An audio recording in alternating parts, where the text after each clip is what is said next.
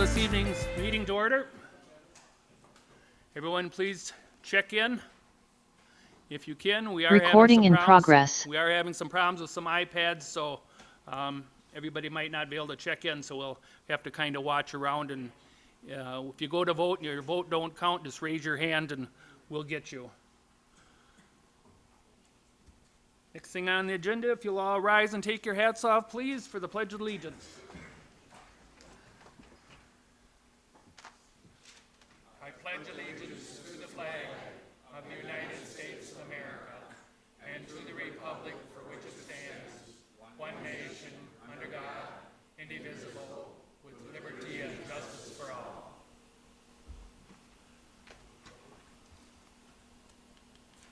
Supervisor Powers.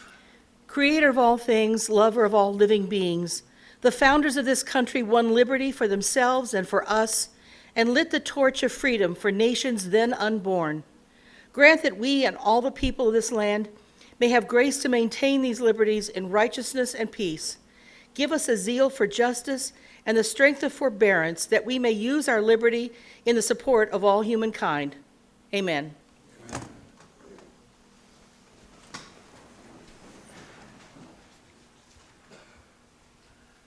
Supervisor Albrecht, do I have a motion for the adoption of this evening's agenda? I move to adopt this evening's agenda. Second. Motion made and seconded.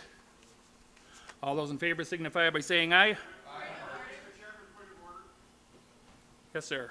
On the consent agenda, No, we're not on the consent agenda yet. Just hold on. This is just approving tonight's. Apologies. No, that'll be next.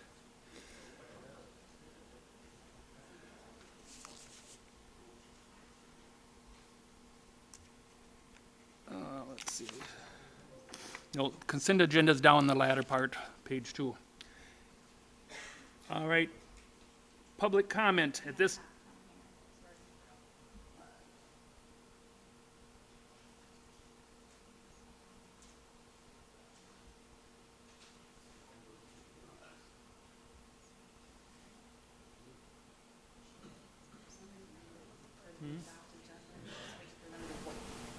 On what? They all vote in favor of it.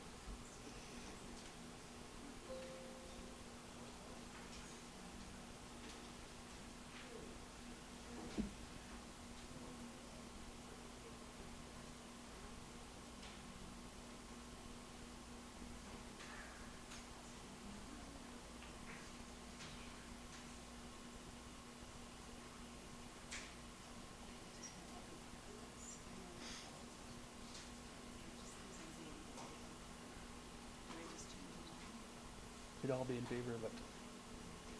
It's unanimous.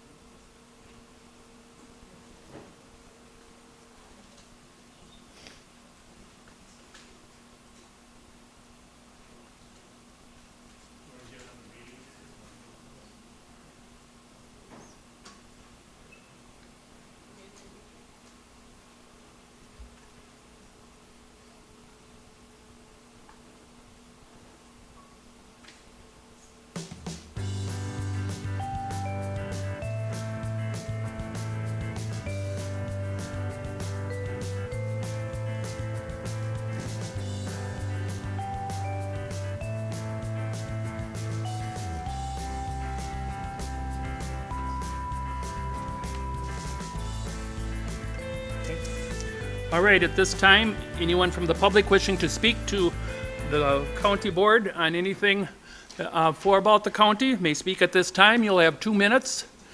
So anyone on anything in the county may speak. Go to one of the mics, state your name and address.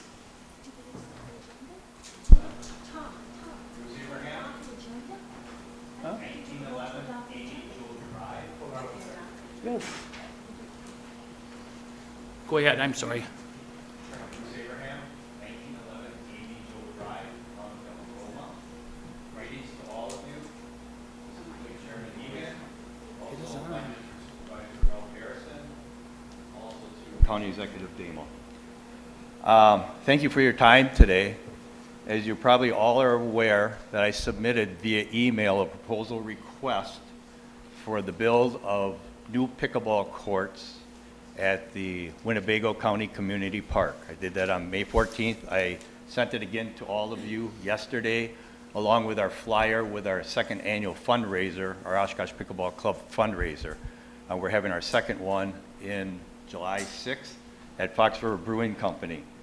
And the reason for our existence is we're here to advance pickleball opportunities within the Oshkosh community, Winnebago County, and also for improvement to those outdoor pickleball venues that we currently have. What do we currently have in Winnebago County? Not much. There are 2 venues in Oshkosh that were just built in the last 4 years. There are 4 courts at Menominee Park, 4 courts at South Park. And I can tell you, in working with Parks Director, Oshkosh Parks Director Ray Mauer, there's going to be 2 more courts put in by the end of the year at Tyke Miller Park and 2 more at West Haven Park. But I can tell you right now, the courts at Menominee Park and at South Park are overloaded. At times, there can be upwards of 15 people waiting to play, and all the other courts are full. And how many people here, I realize I can't ask questions, you can't ask questions of me, but could I have a show of hands if that's appropriate? How many people here are aware of what pickleball is?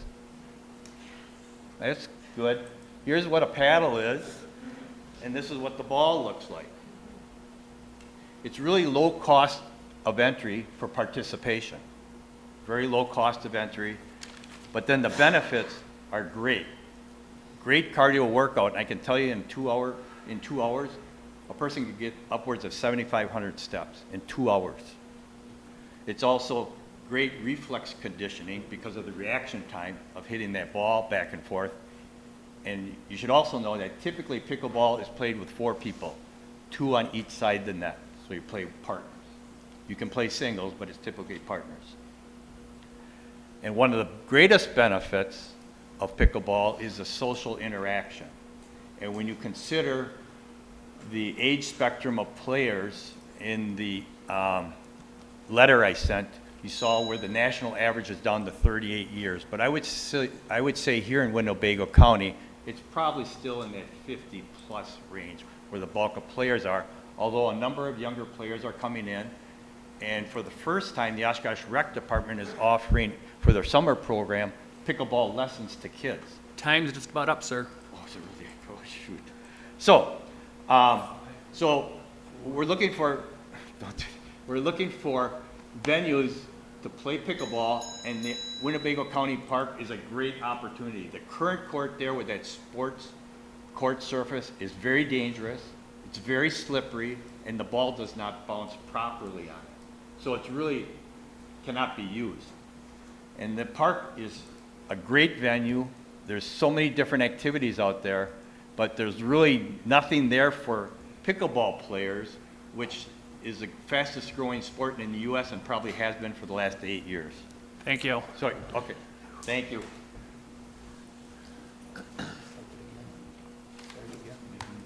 Yep.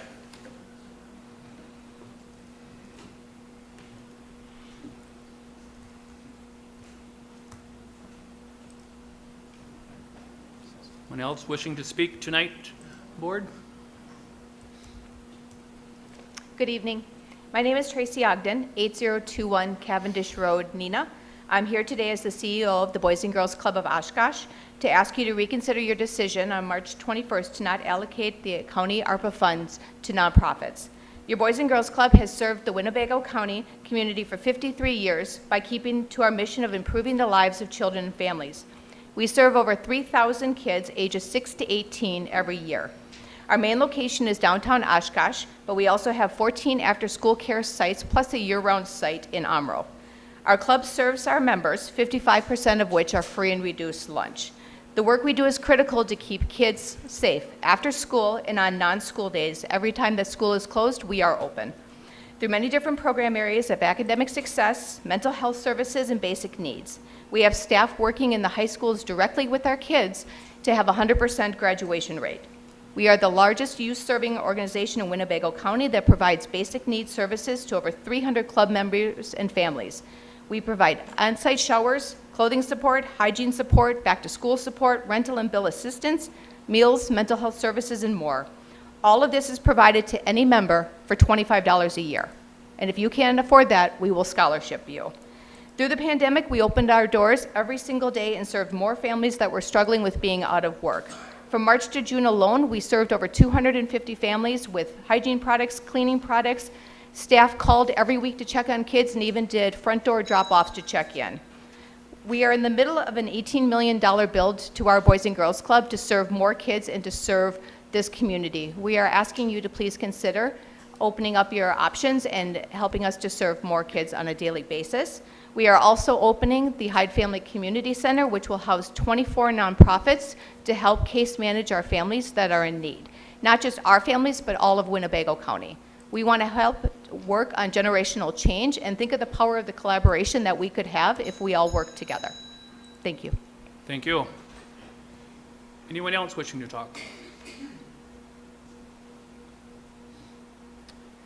Hi there. Mark Lasky, 3190 Old Orchard Lane. I'm also here on behalf of the Boys and Girls Club. I'm the capital campaign manager, even though I didn't sleep at a Holiday Inn last night.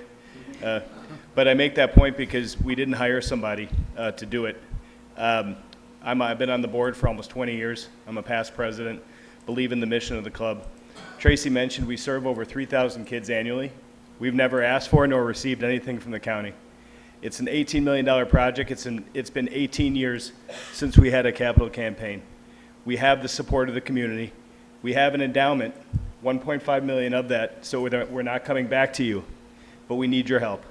It's a big ask, it's a big project, it's collaborative, and I really don't think it should be withheld from an organization that has a proven track record and has had their financial house in order. It feels like a penalty, to be honest with you. And I think whether it's ARPA or Spirit Fund, the Boys and Girls Club of Oshkosh, which serves Winnebago County, should qualify under any standard that you're looking at for funds. Thank you for your consideration. Thank you. Is there anyone else at this time that wishes to speak to the board?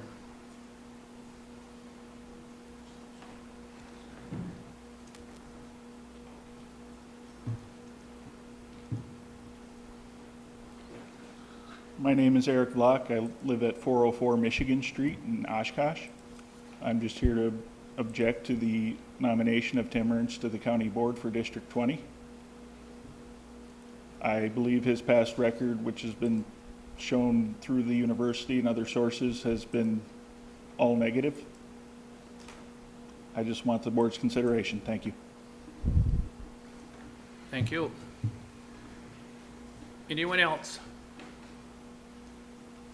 My name is Abby Amacher, and I live at 535 Central Street. I am Timothy Ernst's employer, and I am here to state my support for his nomination to the Winnebago County Board of Supervisors. He has been working in an autism treatment clinic for the last 18 months, is a stellar employee, and continues to do good work day in and day out. Thank you. Thank you. Is there anyone else that wishes to speak to the board tonight? Anyone else that wishes to speak to the board tonight? Anyone else? Not seeing anyone. I'll call that part closed. Is there anyone on Zoom? No? Okay, that part is closed. Next up is commissions, petitions, memorial accounts, commendations, resolutions.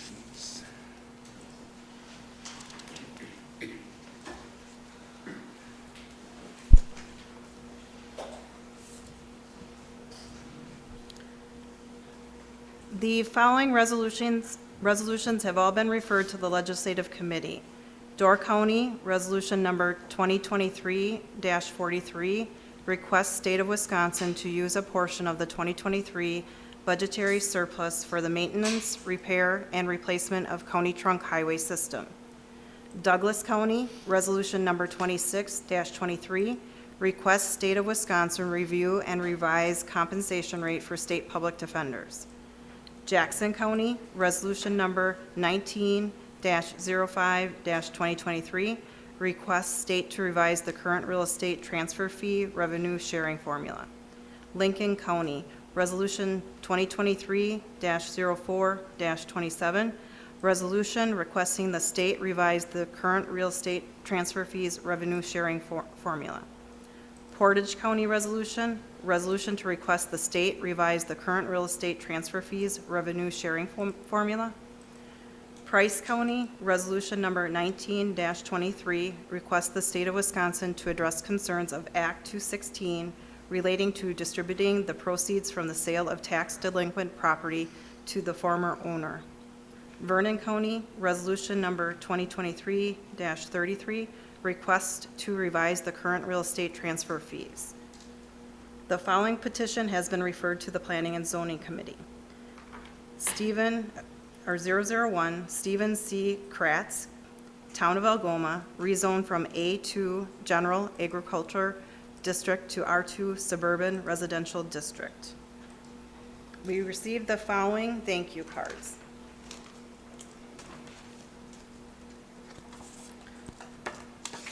From Sue Ertmer. To all my friends on the county board, thank you again for the wonderful gifts and send-off that you gave me for my retirement at the February board meeting.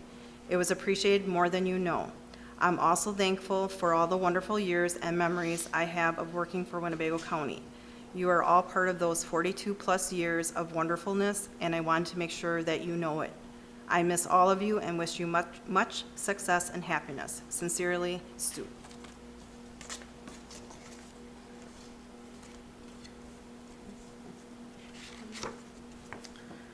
This thank you card is from Sophia Keynes to Thomas J. Egan and the entirety of the Winnebago County Board. Thank you so much for awarding a scholarship to me and aiding my pursuit as a college degree. I dearly wish that I could attend the meeting to receive the scholarship, but I will be out of the country. My apologies. Thank you endlessly, Sophia Keynes. The next one is from Logan Lothar. Dear Winnebago County Board, thank you for selecting me to win the Winnebago County Board Scholarship. I am very honored. And the last one is from Josie Madiah. Sorry, I mispronounced that. Dear Winnebago County Scholarship Committee, I was so excited to receive the phone call informing me that I had won your scholarship. Thank you so much. I am super excited for college, largely due to the generosity of people such as you. I am looking forward to meeting you at the ceremony meeting in June. Thank you again for this gift. I am truly grateful. Sincerely, Josie. We have one commendation. It's a commendation for Sarah Zabluski. Sarah Zabluski began her career with the Winnebago County Sheriff's Office in 1991 as a booking module clerk. Sarah worked multiple shifts in 3 different buildings throughout her career. During her almost 32 years of service, Sarah became a leader and role model to her coworkers. Sarah's knowledge and experience have been invaluable to those she trained and worked alongside. She has placed safety and security at the forefront of every task she completes. In her loyalty to the agency, Sarah has taken time on her days off to bring in her therapy dog. These visits have been more than welcomed by staff and a nice break from daily operations that everyone has looked forward to. Sarah's service to the citizens of Winnebago County is appreciated and deserving of recognition. Please join me in expressing our gratitude and best wishes as she enters retirement. And that's it. Okay, reports from committees, commissions, and boards. Supervisor Gabbard. Thank you, Chairman Egan. I'd like to report to this board who approved the new hangar facility out at the airport that we have leases for 18 of the 20 new hangars. And they are all from current tenants out there, so that will open up 18 former hangars for the people that are on the 62 people list. So again, I thank this board for approving that, and we're on our way. Supervisor Defferting, did you have your light on? I think it went off. Supervisor Defferting? Yes, thank you, Mr. Chair. I'm speaking on behalf of Supervisor Flom, who is not here today. I'm the Vice Chair of the Ad Hoc Task Force for committee structuring. And the Ad Hoc Task Force met on June 12th at 9 a.m. to go through and finalize our recommendations for the Judiciary Public Safety Committee in regards to our committee structure going forward for 2024 and on. And this was a very exhaustive work that has been done. We've had previous Fond du Lac County Supervisor Kaufman, not Supervisor, Executive Kaufman, come in and speak. There was also input from Jason Zwinnel, the County Administrator from Ozaukee County, and including Jake Curtis from the Wisconsin Counties Association, his previous presentation at the Judiciary Public Safety Committee I think it was earlier this year, or last year, and as well as previous studies and reports from Winnebago County provided by Supervisor Eisen in his research. And so we are now at that point where we're going to make our final recommendations in regards to committee restructuring to be put forth at the Judiciary and Public Safety Committee meeting on July 10th at 6 p.m. And just a reminder for the board that as a task force, we're not there to provide resolutions. That's not within our jurisdiction. We are just simply providing recommendations. And then the Judiciary Public Safety Committee at that point would decide to make resolutions going forward.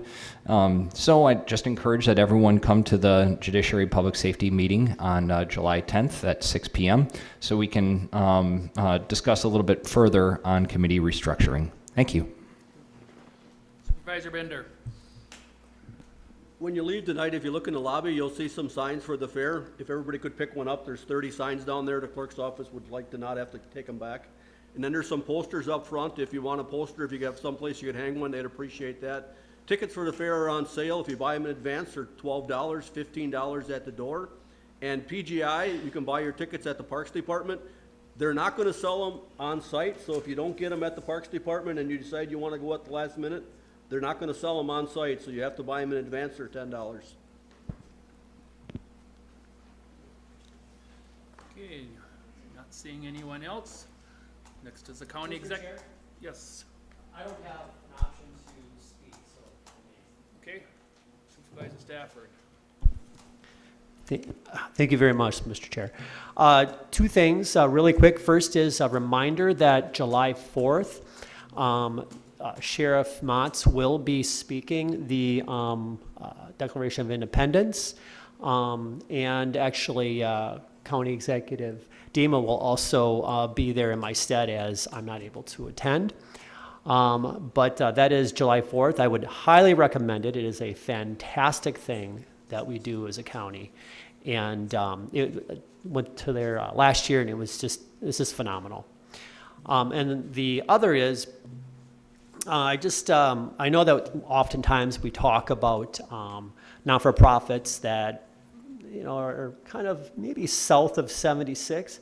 And I just had two interactions with two non-for-profits in my area, my district, in Neenah, that if you're not aware, they're fantastic, and I just thought I would share. First is Ascend. Ascend is a fantastic program. It helps young adults who are struggling to set them on a positive path to be a productive citizen. And no one really knows, but it's literally a few blocks away from my home. And it's something that's fantastic. And we had a friend who has a daughter who's going through it right now, and it's just fantastic. So I just thought I would give a little shout out to Ascend, as there are some great non-for-profits out there, especially as you look throughout the entire county. Thank you. Supervisor Nelson. Yes, just wanted to slip through. The village of Winnebago County utilized some of our ARPA funds and matched it with a memorial fund that was established, and they're building a couple pickleball courts in Marble Park as we speak. So, again, thank the county board for the $145,000. We're trying to put it to good use. The pickleball people left already, so you're a little late. I know. Anyone else? Not seeing anyone else. County Executive John Damo. Thank you. Dear members of the County Board of Supervisors, I'd like to start my report by naming my appointments to the boards and commissions. The ADRC Committee, County Board Supervisor James Ponzer, to a vacant term expiring August 31st of 2025, and Sue Ertmer, she's not off the hook yet, of Oshkosh to a 3-year term expiring August 31st of 2026. Land Information Council, I'm reappointing to a 3-year term to May 31st of 2026 the following individuals: Supervisor Mary Beth Gabbert as the member of the County Board, Planning and Zoning Director Jerry Bougie as the representative of Land Information Office, Mr. Paul Schmidt as a Realtor or member of the Realtors Association, Emergency Management Director Eric Rasmussen as the Emergency Communications Representative, Mr. Darrell Lehman as a Professional Land Surveyor, and Mr. Mike Zwigi, hopefully I got that right, as an additional appointee representing the East Central Regional Planning Commission. The Oshkosh Public Library Board, I am reappointing Larry Lautenschlager of Oshkosh to a 3-year term to expire on April 30th of 2026. And finally, to the Winnebago County Housing Authority, I'm reappointing Rebecca Hackett of Oshkosh to a 5-year term expiring of April of 28. I wanted to touch a little bit on the merit pay plan. Tonight you'll be given a presentation by Director Habik on possible changes to the merit pay plan. We have continued to work on implementing recommendations from the compensation study.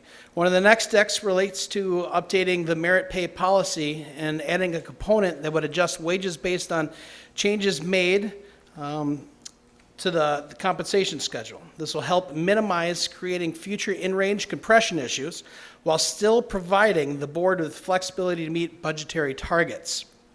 Tonight, I would appreciate your feedback on the direction that is being considered, and I hope to bring an updated policy for your approval in July. So please feel free to give Director Habik all the information, right, Mark? All right. Budget. Although the county budget is really a year-long continuous process, preparation for the 2024 budget has started in earnest. Our budget kickoff meeting for staff and with department heads and managers will be tomorrow morning. We will follow the normal process with the executive budget to be expected to be completed mid-September. After that point, budgets for departments will be available for review by committees and boards, followed by the board budget meetings early in November. The good news for the budget is that we expect a significant increase in shared revenue payments from the state due to very recent legislation just signed by the governor today. The bad news is we've already spent most of that increase in the employee wage adjustments following the increases to deputies in 2022 or 2022 as well, and the compensation study this year. There's a lot of uncertainty at how these factors will affect the individual department budgets. For this reason, we are not going to give departments any specific levy targets this year, but to work with them on a reasonable budget. Everything will be on the table. The priority-based budgeting tool will be used to analyze everything. For this year, PBB will largely be a reporting tool to kind of break down the numbers for you.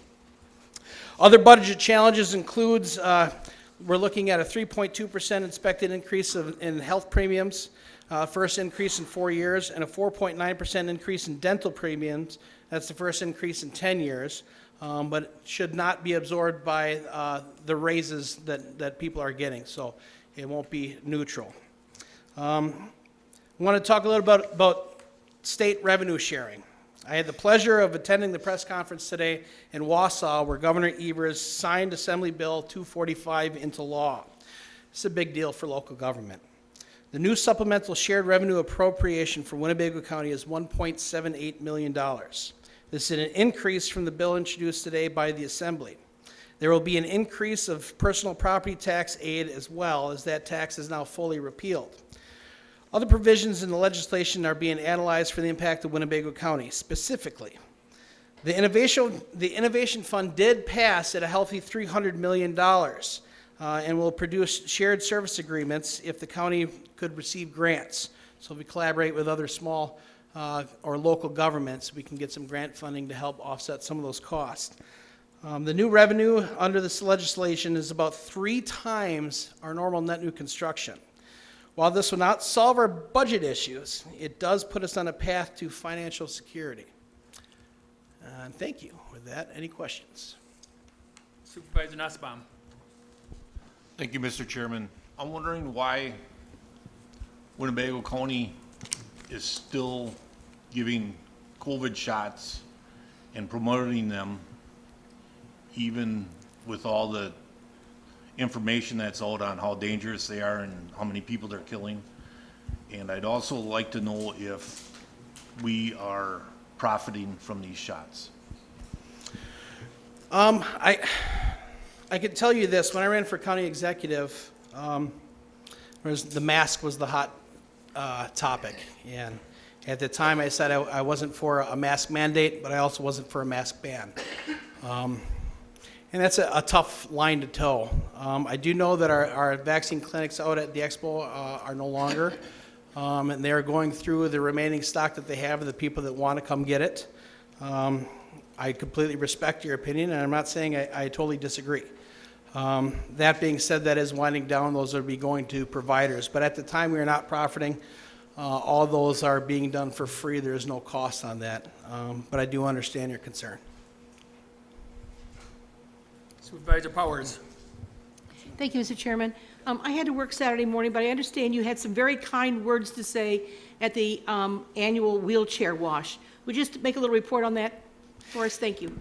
Yeah, it was, if any of you know what the wheelchair wash is, once a year the ADRC does what they call a wheelchair wash. And it was something that Supervisor Norton was very passionate about starting.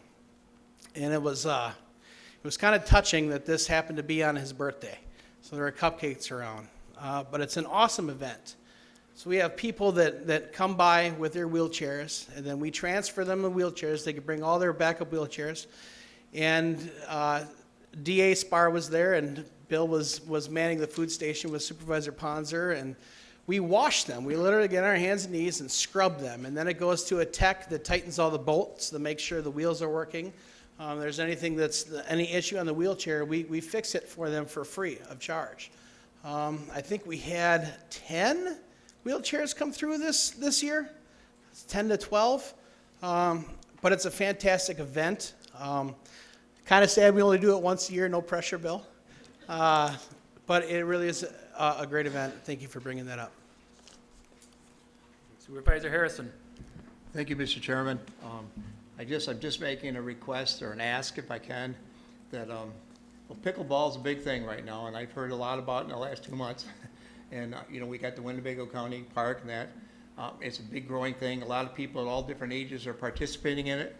And I'm just asking you is somehow, if you can consider it somewhere in whatever we do with it, the Spirit Fund or whatever we can do, because there's a lot of people behind that. There's a club that'll contribute to it. There's a lot of positive stuff. And again, with the pandemic, a lot of people are affected. And to me, when there's people affected, it's really important that we need to take care of them. We talk about health, we talk about mental health issues, we talk about this, and it's a great one for even older people like myself, and I never played it, but I'm going to learn about it. And the second thing I want to ask you again is, I said it before and I'm saying it again, is that the nonprofits, I know we keep thinking that we gave money to the homeless program, but then we said, okay, we're not going to do anything for the nonprofits. There's a lot of good ones that haven't asked for any money. We heard one tonight about the Boys and Girls Club, that they raised a lot of money on their own, and I think the county should add or contribute something to it to show our support for it. And there's other ones too, and I'm not saying which ones, but I just think with the pandemic, a lot of people are affected, and I keep saying that, and I know we want to take care of our structures and what's going on, but it comes down to, as my position, what we do here is for the people. So I'm asking you to try to consider again some of those things. If there's a way we can put it in there, it's a way we can help them with something, I would really appreciate it. I think the county would come out from it. So I appreciate what you did. Sure. If I could just touch on the pickleball courts first, and I agree. I think it's a great activity, and it's nice to see the participation. You know, I just want to make sure that, number one, it fits in our plan. When I think of county parks, I think of wide open spaces. We did Bago events where we had all these events for communities come out, a leprechaun coin search, an Easter egg hunt. We do soccer Saturdays that are wide open spaces. And I do like the idea of a pickleball court. For me personally, and I don't like to drive things personally, I think of that more of a city or municipal park amenity, like they're doing in Winnebago and all the other ones they talked about here in Oshkosh parks. Now, I'm not necessarily against it, but currently we're going through an outdoor recreation plan on our parks. And we have some infrastructure issues of our own. We have some failing playgrounds that are out there in County Park. We have an archery tower that needs to either be replaced or fixed. And we have some other bills that I think that we have to take care of. If we can manage all that and figure out a pickleball court and have a partnership to help us maintain it, because I don't think we've been doing a great job of maintaining some of the stuff that we have, then absolutely I think it should be something considered. And I know Adam's been working really hard to not only do a comprehensive plan, but a county comprehensive plan. You know, the Waukau Dam is part of our Parks Department too. You know, are we giving that some love? We have the Waiwash Trail. Are we looking at that? Are we looking at things throughout the entire county? So I'm not against it. I know Adam will come up with a good plan, and we'll look at that. As far as the nonprofits go, I don't always agree with decisions that are made, and that's tough. But I respect the sport, you know, and what you guys set for policy, we'll try to do our best to respect that. And you know, if there's ways for us to look at services, other projects, I think the Spirit Commission is doing that. They have a different forum that we appointed one of our members, Beth Hins-Oswald, who's the executive director of the United Way. She's going to look at that, and she's going to have other citizen committee members or citizens come to be part of that process to take it kind of away from the county, to look at some of that 50% government identified projects. Because I don't want the perception that we're handpicking projects. To Supervisor Stafford's point, I don't want this to think that Oshkosh gets an extra point. You know, that they're looking at these things throughout the whole county, how we're affecting everybody, and what other projects they can look at, and if it follows the will of this board. And ultimately, at the end of the day, when we bring recommendations from the ARPA Commission, it comes to this board to pass. So if this board says no, then it says no, and if it says yes, it says yes. But we'll be very cognizant of what comes forward. I don't know if that answered your question. Real good, thank you. Okay. One last note I'd like to say, I know my time's up, but I think one time someone said the interest of the ARPA money was $537,000, and I'm sure we haven't spent it all, so we have some. So there's not only the Spirit money, there's some interest from the Spirit money that we could maybe do some good, that's all I'm saying. But I appreciate what you're doing, but I just want, a lot of people are asking, they want it cleared what's going on, and I think it's important that you told them exactly, so I appreciate that. Thank you. Thank you very much for your time. Supervisor Bender. Just, I know Solid Waste was looking to develop that landfill on Y. They wanted to make another area and give it to the Parks Department, but that might be a place for the pickleball court. But the Parks Department has no more staff to basically maintain anything. I mean, we don't cut the boat landings, and this year we hired out to do the two roundabouts and the entrances coming in on Y and Snell. That was $4,000. I mean, we cut the Ken Robo Park. We do a terrible job. They should hire somebody else to do it. We have no staff.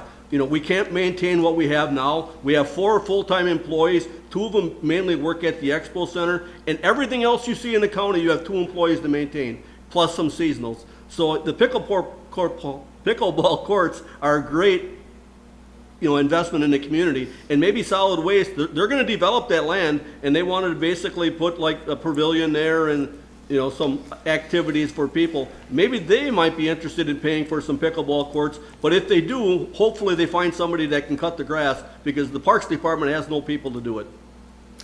And to that, I just want to say that because of some of the adjustments that we did, Parks finally has a year with all their seasonal positions hired, so thank you for that. That should help.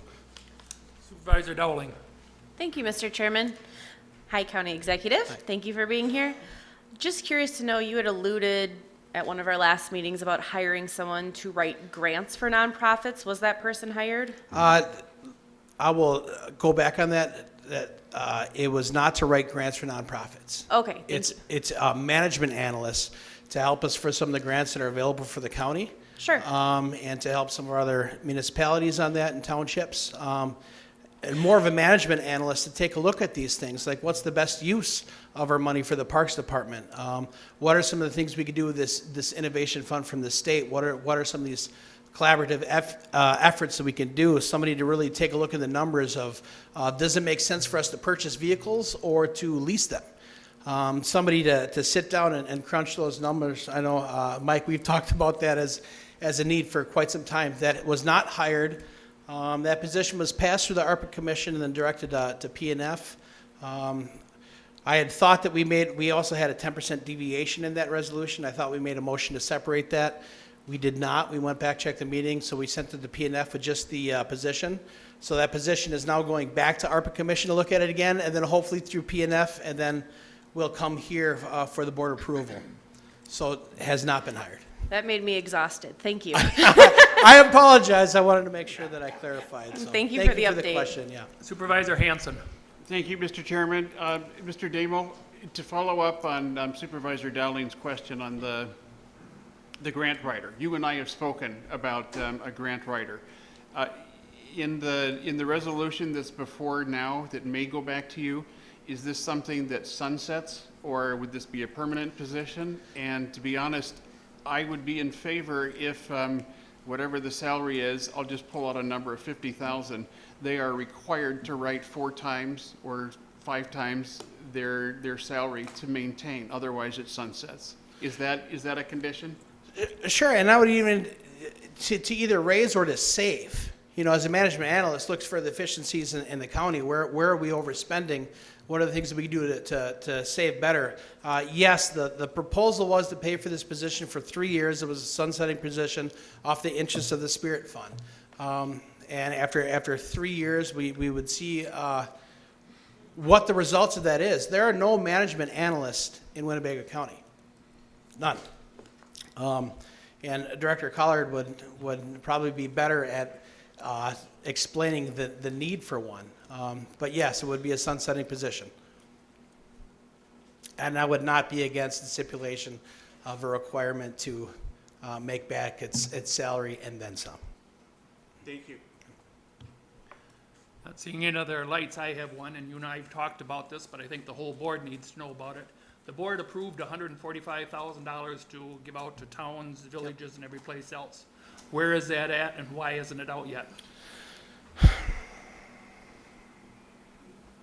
Thank you for that question. And I'll take some responsibility on that.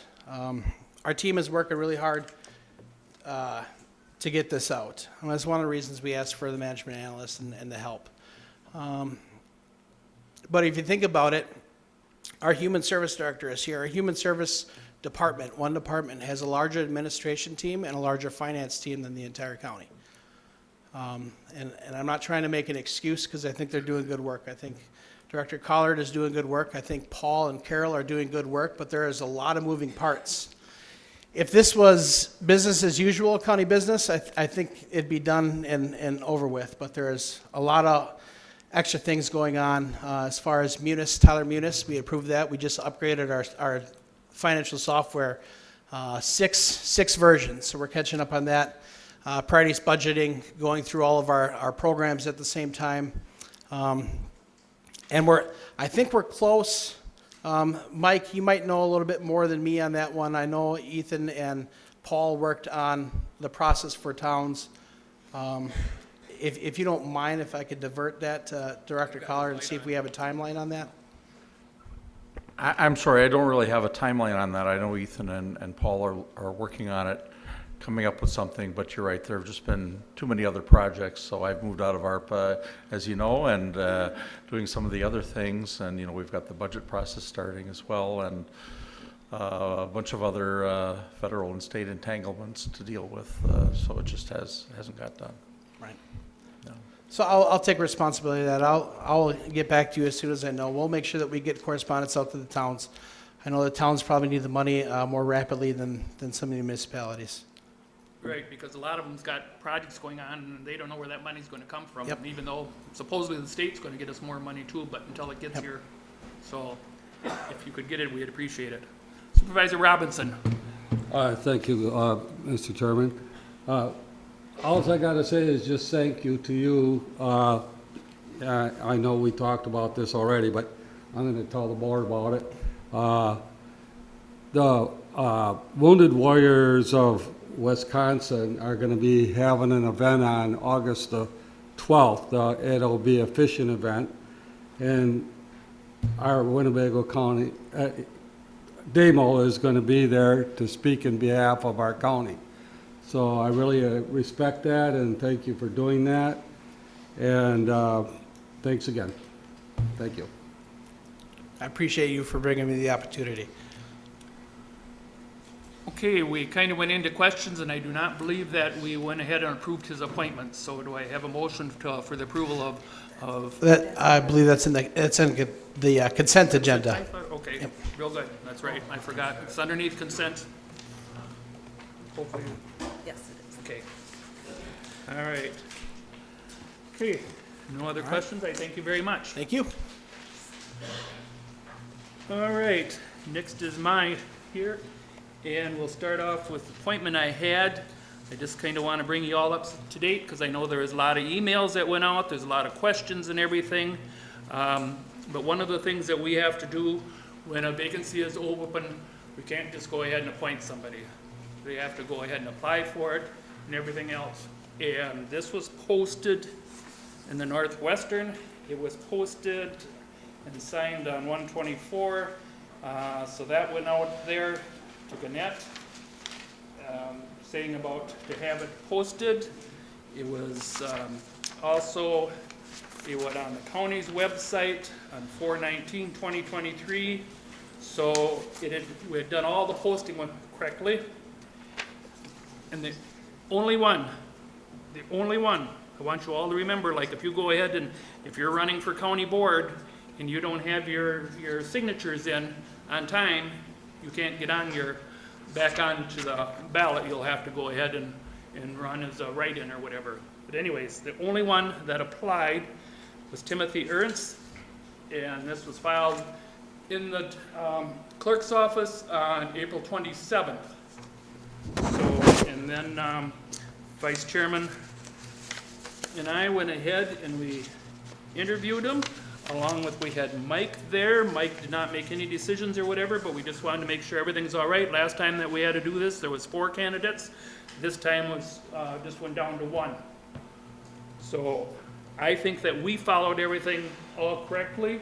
I'm going to ask Mr. Ernst to come up to the podium here. He's going to introduce himself.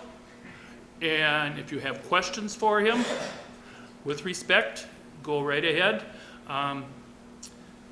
But I think that you'll see, we sent out qualifications, and I just want to remind you all, I don't know what would have happened if we just would have had this last time and asked for the approval of them, instead of all the studying that has gone out since. Mr. Ernst, if you'd like to introduce yourself to this is the board that will be making the final decision on you this evening. Hey, good evening. My name is Tim Ernst. I've applied to fill the vacancy for District 20 left by the passing of Supervisor Norton. I live and work in my district. I've lived here in Oshkosh for the past 10 years, and I'm a lifelong resident of Winnebago County, having been born and brought up in Neenah. I attended UW Oshkosh for my bachelor's degree, which I earned in political science in 2007. So I have some familiarity with government from a theoretical standpoint already. In my civic life, I've served this community on the Rental Housing Advisory Board for the city of Oshkosh, advising the Common Council on rental housing policy and matters concerning landlords and tenants. I also currently serve as volunteer coordinator and neighborhood association alliance representative for my neighborhood association, the historic 6th Ward. I was encouraged to run for this position by my neighborhood association, so I thank some of them for coming out tonight to support me as well. I think that my personal experience, along with my unique skill set, in addition to having studied political science, I also spent many, many years as a debater, both as a competitor and as a coach. So if you don't know anything about policy debate, it is a competitive discussion about matters pertaining to public policy, and so I have some expertise on researching public policy as well as evaluating statements and arguments pertaining to public policy. I've had an interest in serving in some kind of elected position for some time now, but this opportunity presented itself, so I decided to try it out. And since I'm the only applicant, apart from being the only applicant, I can pretty confidently say that I'm a very qualified one and think I can benefit the county and this board. So at this time, I am willing to field questions. Supervisor Hanson. I didn't know I was eliminated. Thank you. Thank you, Mr. Chairman. Mr. Ernst? Yes. It is sometimes unusual to get a lot of community feedback on a specific resolution, or in this case, an appointment. I always pay attention and respond to every email. I would like you to address some of the negative feedback that has been brought to our attention, including Rate My Professor, and in other communities. When more than 12 people reach out to me, I want to give you the opportunity to address that. Okay, so what are your questions? My question is, I would like you to address the Rate My Professor. I did look at them. There is a common theme throughout each of them, as well as each of the emails that were received. And I would like to, I don't know if you, I'm sure you've seen the Rate My Professor. I'm sure that's was brought to your attention. I don't know about emails that were sent to us individually, but please address what the common theme was in those. I haven't looked at Rate My Professor in years. I no longer work at the university, but I did spend 10 years or so in the UW system, teaching first at UW Fox Valley and then at UW Oshkosh for 8 years. I taught public speaking at UW Oshkosh, which is a dreaded subject for many, and one that was required, a class that was required of first-year students to take. So I had pretty rigorous standards in my class, and I enforced them. And some students didn't really take well to my style, but others did. I think that Rate My Professor sort of forces us to overweigh like the things that are posted there. I mean, we're talking about a handful of students maybe every semester out of the 125 to 150 that I would have who had the gumption to complain anonymously online. I guess the common theme would be that I'm too mean and too difficult, if that's the stuff I remember reading. I don't think I understand that my class was difficult. As I said, it was rigorous, and I held my students to high standards because public speaking is very important to me. As part of public speaking is important for our ability to participate in democracy, so that's why it was important to me. As to being like mean, I don't think I was ever particularly mean to many students, but again, some didn't really like my style. I tend to be very curt. Sometimes, I value candor and clarity above a lot of other things when I was dealing with my students. So I would also suggest that there are plenty of comments on Rate My Professor that also spoke to my value as a teacher, such as benefiting from the rigor, the students benefiting from my expertise, and becoming better speakers as a result of it.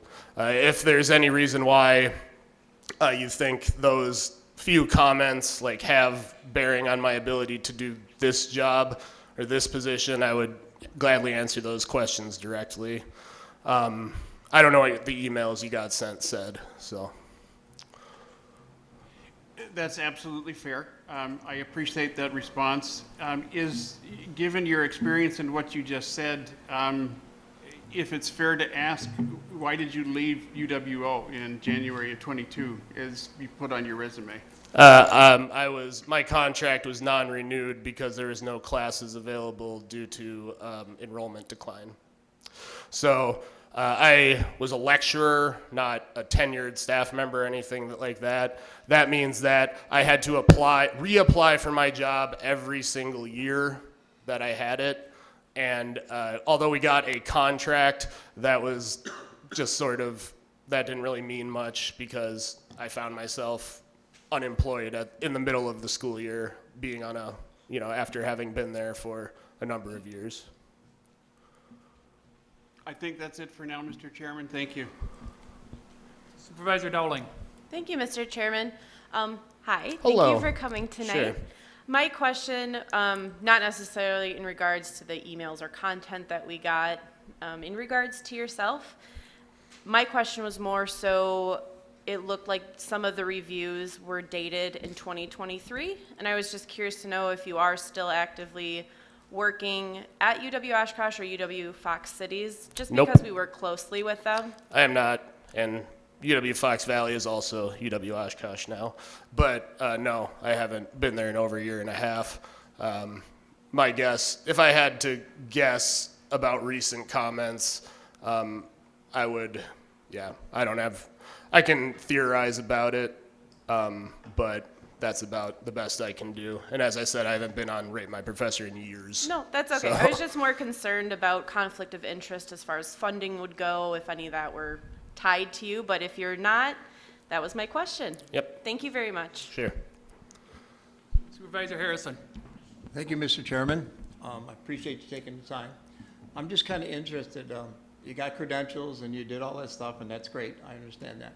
But I guess what I look at being a new supervisor here is that, first of all, you always wanted to run for an office. You wanted to get into government, you said. And you lived in Oshkosh for a long time, right? Mr. Norton was, bless his soul, was there for a long, long time. There was other people that ran against him. How come you didn't run? I had no interest at the time. What stirred you to have interest all of a sudden? Pardon? What stirred you to have interest all of a sudden? The opportunity and the encouragement of my neighbors. Okay, I think you said the neighborhood group, right? Yep. They didn't encourage you in the past to kind of run? We are brand new. We just started up last fall. You started up, okay. And the other thing that, again, as a new supervisor, is we kind of, as a group, we kind of get along. We try to get along a little bit better. We each came with different personalities and different job things we did, but as we went along, we found out that we're not in charge. We're all a team of 36, and that's important to what we do here.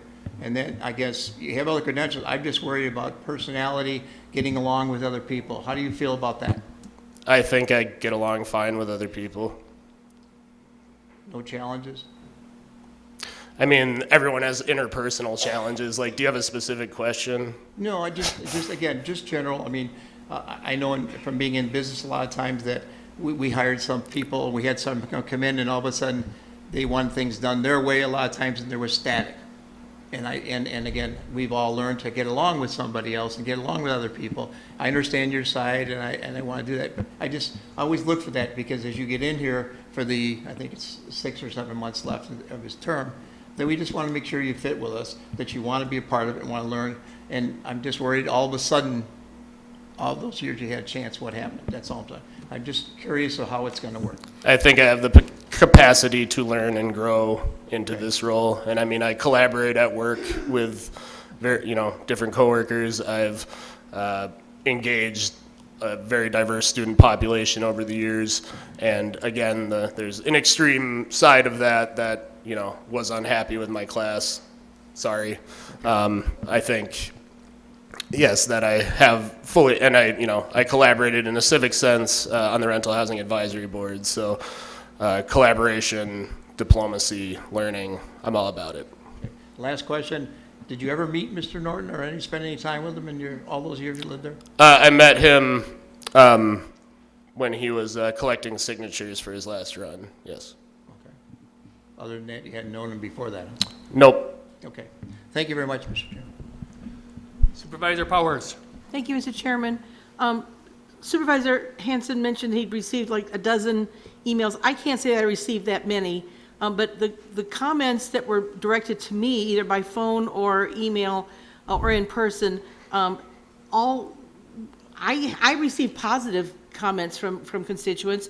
And one of the things in particular they were especially impressed about was your work with housing.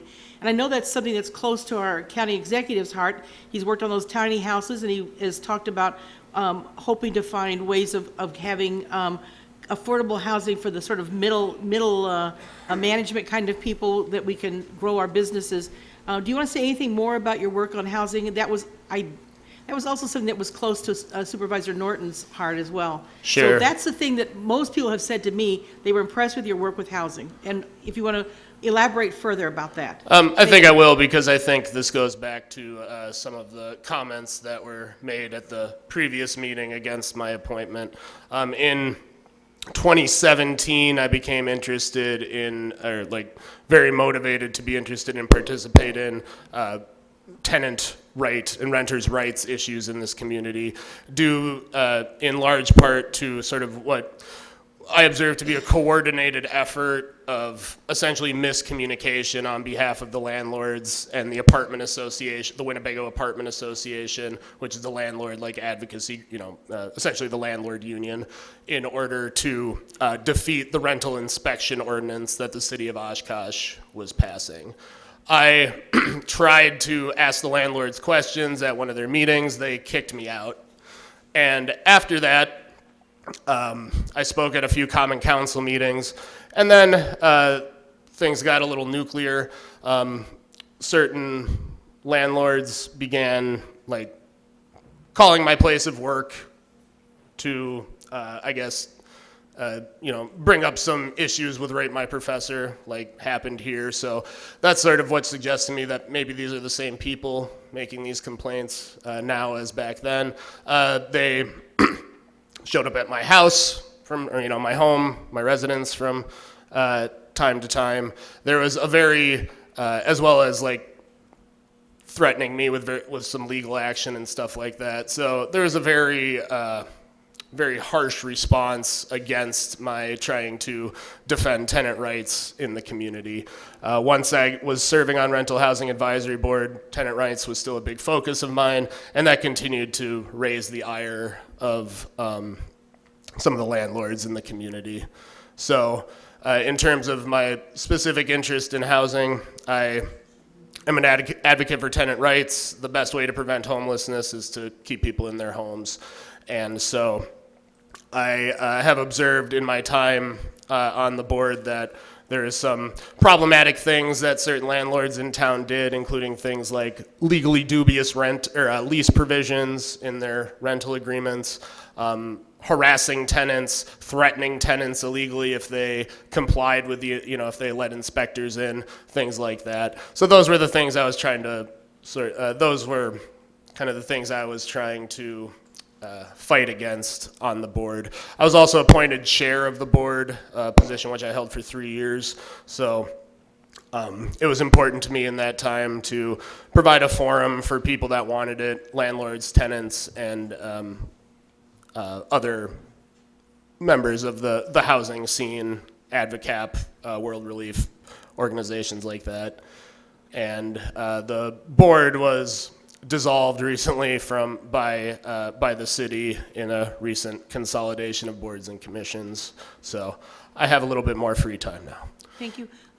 It's not really a question, it's just a comment that I have Yes. heard from other professors, that the Rate My Professor things, an initiative from student government, gives kids a chance, gives the young people a chance to kind of vent, and sometimes they're quite constructive, and there's always those few who make comments just because they can, and I don't take the rate my professor things very seriously at all, just based on what I've heard from friends of mine who are professors. Thank you for your time. I'm Thank you. done. Supervisor Hanson. Thank you, Mr. Chairman. And Mr. Ernst, just know that I'm just asking the question, so that you have the chance to explain or rebut what was said. And out of fairness and transparency to Mr. Ernst, Mr. Chairman, I request that this be a recorded vote. Okay. Supervisor Alberg.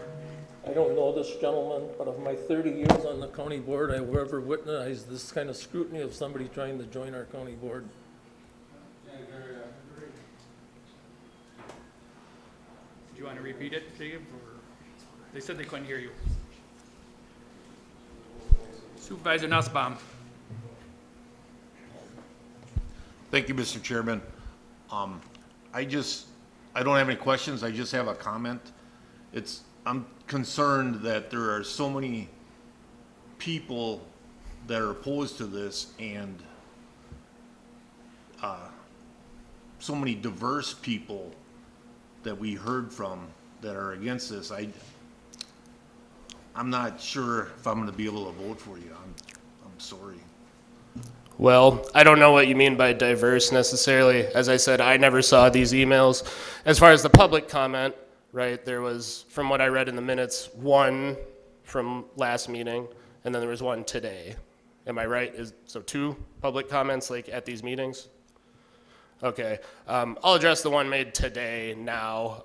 I don't know what it means to be shown, like to be shown through the university, as the speaker said. As far as my work at the university, I think it shows that I was fairly successful. I think he means rate my professor, which again is not like official, that's not a university tool or a university mechanism. That's purely done by students. The man who came to the last meeting to speak is a landlord and one who has been opposed to all of my efforts since I started becoming involved in that issue, including having the Rental Housing Advisory Board, having the inspection ordinance, promoting tenant rights. These are things that, got him harassing me at my work and in my home and stuff like that. So as for the emails, I'm kind of curious now because, like I said, I have not seen them. I didn't know there were emails. But if there are specific claims made in them, I would be happy to address them now. Supervisor Gustafson. Thank you, Mr. Chair. Just from the philosophy, one of the big parts of the county board is we have the power of the purse strings when it comes to the budget. So I'm just going to ask you, what would you say your top 3 priorities within the budget would be for this coming budget? For the coming budget, I would have to look into it more closely, but spending ARPA funds, I think, is got to be near the top of the list. As for other specific items, like I said, I would have to look at it, but things that I'm generally concerned with are housing matters, how the county can help keep people in their homes as well as maintain tenant rights. And then for a third one, suppose I would say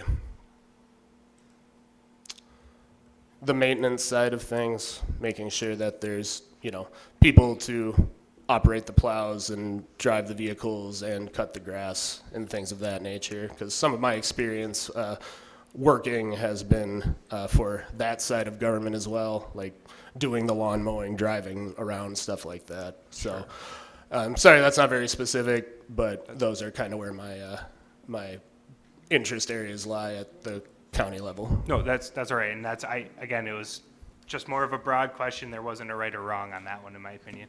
And then I just want to know a little bit more.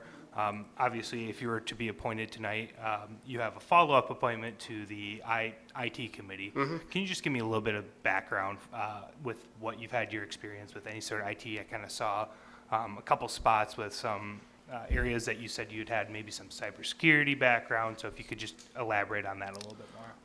I don't really have a cybersecurity background. I've taken like cybersecurity trainings as part of my job and things, you know, as part of my jobs and things like that.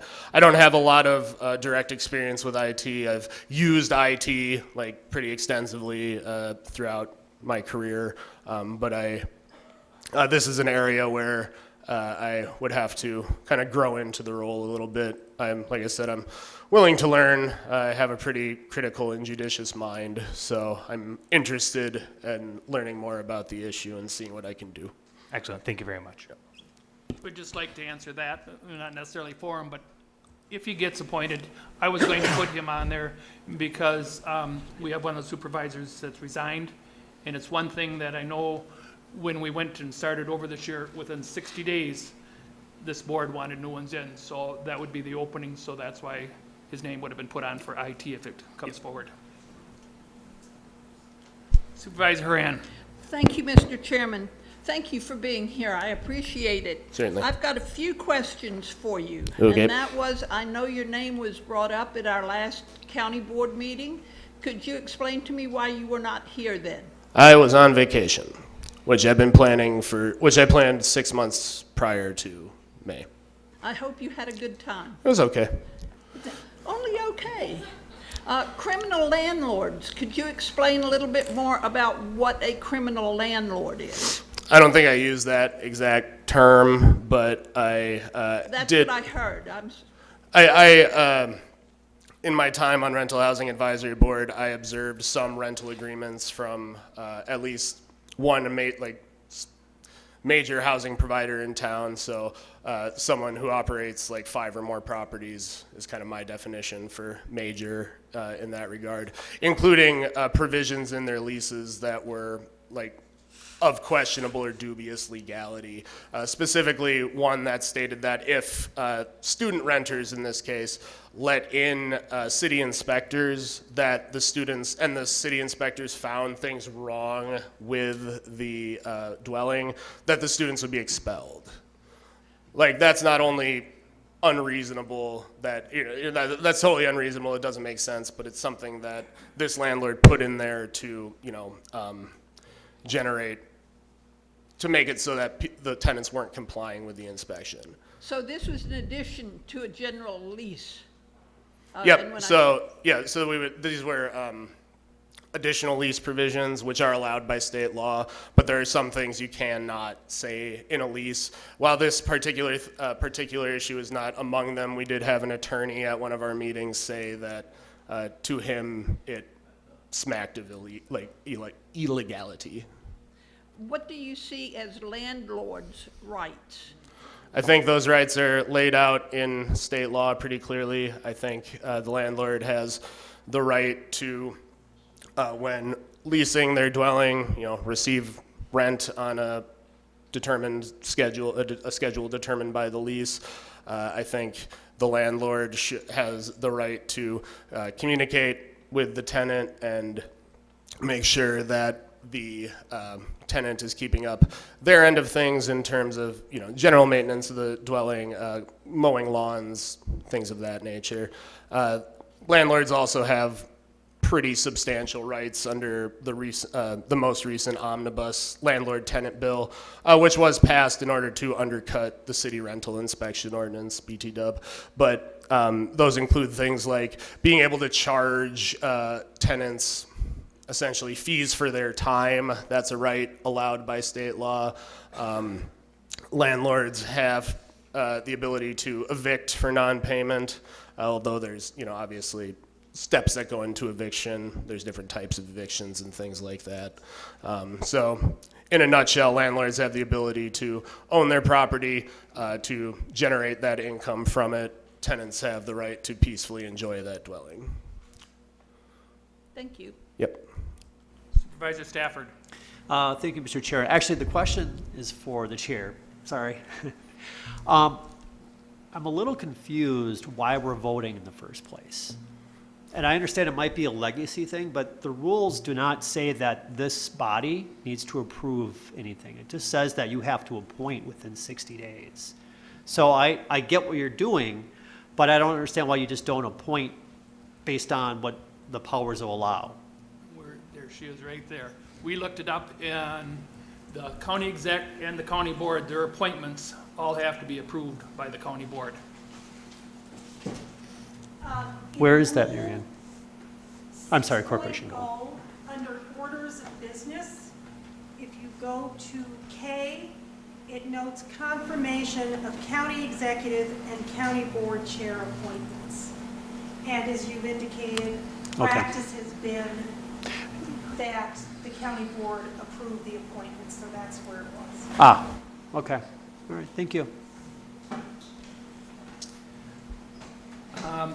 We also have Zoom, where if a supervisor wants to ask questions, which we do have one that wants to, they cannot vote, but they can ask questions. So Supervisor Satura?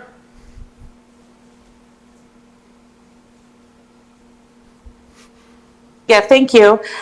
So, Mr. Ernst, I was just wondering, I did not know you at all, so I did research about who you were on your social media, as well as the Rate My Professor. I understand what you have said about Rate My Professor. Are you aware of what percentage of the students would take the class again or recommend the class? Like all time? So that question is asked every semester in every class as part of the end of the semester survey. And I think it was on a scale of like 1 to 5, 5 being, definitely would take, 1 being would never take again. And my scores were, roughly equally distributed, so around the middle. So what I saw is out of the 95 ratings, 19% would recommend the class. Is that what your understanding is on that app? I mean, maybe. Like I said, I haven't looked at Rate My Professor in years. Okay. All right. And then the other question I have on your social media, I was pretty concerned about the things that I was learning about you on that. I guess my question for you is, what do you feel the founding fathers did right in the Constitution? What parts of the Constitution mean the most to you? Sure. I am a big fan of the First Amendment because I think it kind of sets up and makes the whole thing go. The founders established freedom of religion in order to give the people a place like outside of the gaze of the state, where they could, essentially think freely. We were given freedom of assembly, so we could come together with freedom of speech to have those discussions, and freedom of the press. We were supposed to have informed discussions when we get together. That's why the press is the only industry protected by the Constitution. And then we were supposed to be able to, as private, as public citizens, or as citizens in petition the government for the redress of grievances. So that element of democratic participation is really part and parcel of the First Amendment. So that's a big one for me.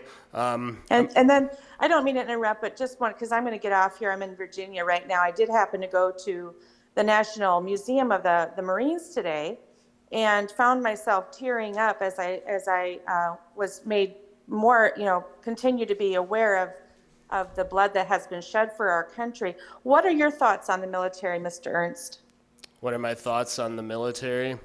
Yes. I don't think of the military particularly much. So yeah, I mean, like in my day-to-day life. That's all I have. And we don't make decisions pertaining to the military, so. Okay. Supervisor Bender. In my years on the board, I've never seen anybody interviewed like this. Usually the chairman makes an appointment and we either approve it or deny it. There's 8 months left on this term. In November, we're gonna take out papers to run again. If his constituents don't like him, they're more than welcome to take out their papers and run against them, and next April, there can be somebody else sitting in this seat. I will support him. There's 8 months left on this. He's the only person that turned an application in on time, so he apparently wanted to chance at this seat. I believe we can give him a chance, and if his constituents don't like the job he's doing, vote him out. And I would question also how many of those emails were from people in the district. Supervisor Gabbard. I've never seen anybody scrutinized like this. Whether you're for or against this person, the process was followed. The applications were published. It's a free country, free county. Anybody in that district could have applied. One person applied. Is it unique? Probably. So keep that in mind when you vote either way. And like Supervisor Binder just said, this gentleman is serving out the term. He's the only candidate. The chairman and the vice chairman and Mr. Collard did their interview. So this is what is presented to us. There's no one else. So either you vote this down, and I don't know what happens if you vote it down. That I'm not clear on. Maybe we re-advertise it and start over again. I don't know. Or that seat stays vacant. We have many walks of life that sit on this board. 18 of you are new. I don't consider you new anymore. That was when you first got in. Now you're seasoned a little bit. So all 36 of us, like Supervisor Harrison said, we learn to work together. We have our discussions. We don't all vote the same way, but we listen to each other and we have our comments. So again, we're talking 8 months. I'm not sure how I'm going to vote yet, but I'll vote. I've never seen anybody have this much scrutiny. And we don't scrutinize candidates when we run. Nobody asked me all these questions. Nobody asked a lot of you those questions. So I'm not trying to sway you either way. I'm just saying this is pretty unique. And this guy has been scrutinized at the podium for more than 20 minutes. So I think, you know, we've asked him questions we've not asked other people before. And I don't think I'm going to be teaching any of you public speaking necessarily during this term. I mean, if you want to, I charge a fair hourly rate, I think, but as of now, we're not going to have that kind of relationship. Supervisor Powers. Thank you, Mr. Chairman. These questions have gone on a long time. I don't know anybody else who's ever had to go through this. And I do know that there have been speakers tonight who are in their first term who did not show up to the League of Women Voters and face any questions whatsoever. I faced questions from the League of Women Voters when I ran, and people who've spoken tonight did not even show up to be questioned by the League of Women Voters. This has gone on too long. This is crazy. I'm voting for you. Supervisor Albrecht. I call for the question. Go ahead, you're the last one. All right, the question has been called. We'll vote by machine. That's been asked for. Are you done with your report? Are you done with your report? There was. Yes, there was a second. Let's call her was, I guess. If it helps, we'll just expedite this. Well, this is underneath your chairman's report. Did you have anything else? Oh, yes. Well, we have to wait and give him a point special. I guess I have a question. Why do we have to vote when it's your appointment? We shouldn't be voting. Because we have to, according to our rules in our county book. I'll show. Mr. Chairman, it's on the question only. Right. Vote, correct? Right. Thank you. Right. So this is just the question now on whether the question wants to be called or not. So if you want it to be called, vote yes. If you don't, vote no. If you want to keep asking questions, vote no. I'm getting old. I'm gonna be 84, so. Yes. I'm going to do that by voice. All those in favor of the question being called signify by saying aye. Aye. Those opposed say no. You're done with that part now. Now we'll do it by roll call, or voice. I should say by roll call. It was asked to be. Okay. So if you're in favor. Is this for the appointment, though? This is Okay, for so the then I gotta appointment get now. past your report then, okay. If you're in favor of Timothy C. Arntz being for District 20, vote A. If you're not, vote nay.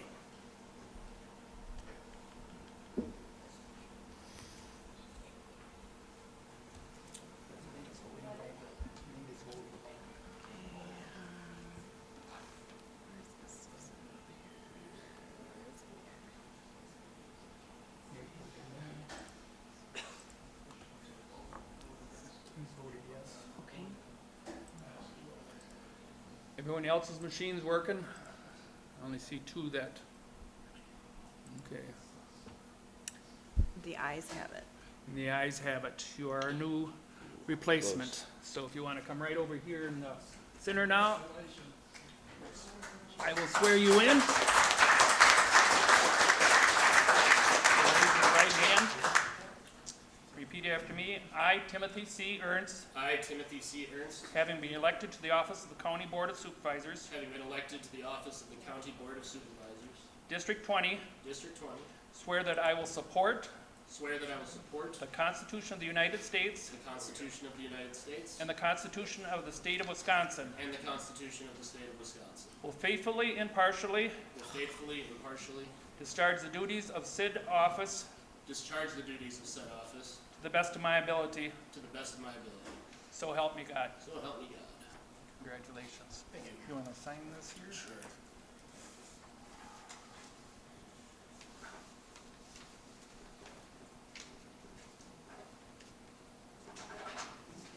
And then your seat will be right over there. Here, I'll take that. In the front row. Yes, right in the front row. They're good.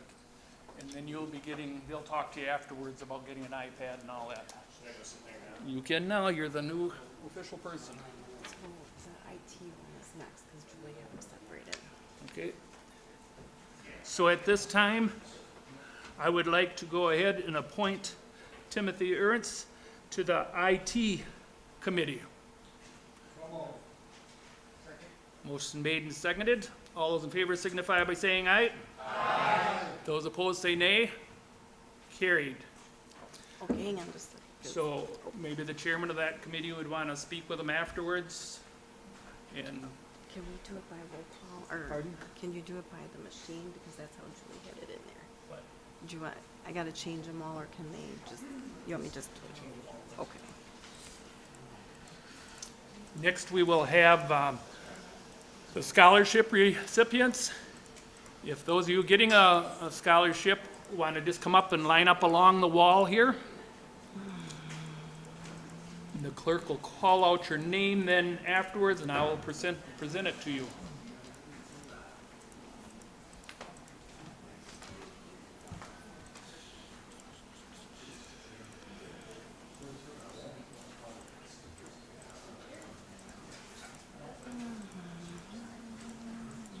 Then after we present it to you, if you'll just want to come forward, we'll present you with that, and then if you'll tell a little bit about yourself and where you plan to go to school.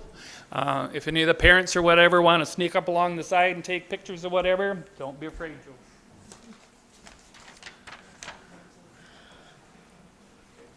to. At this time, in 2004, the Winnebago County Board established a scholarship program for students showing interest in county government.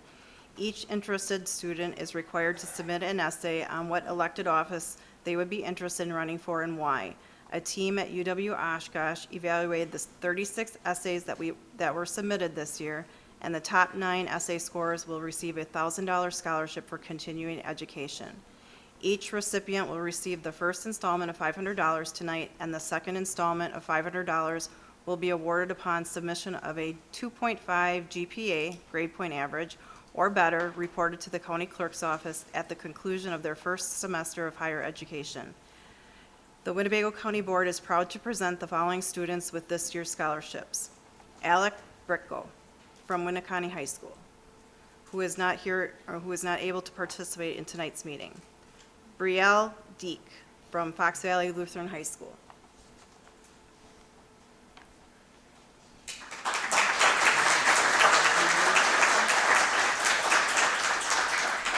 Hello, my name's Brielle Deek, and, oh, okay.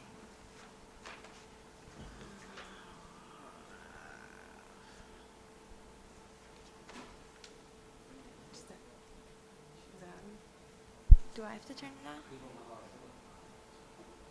I'm clicking it on. Just push. Yep, I did. It's red. There you go. Hello, I'll be attending UW Lacrosse this fall for business and nutrition, and I just wanted to thank you all so much for this scholarship opportunity.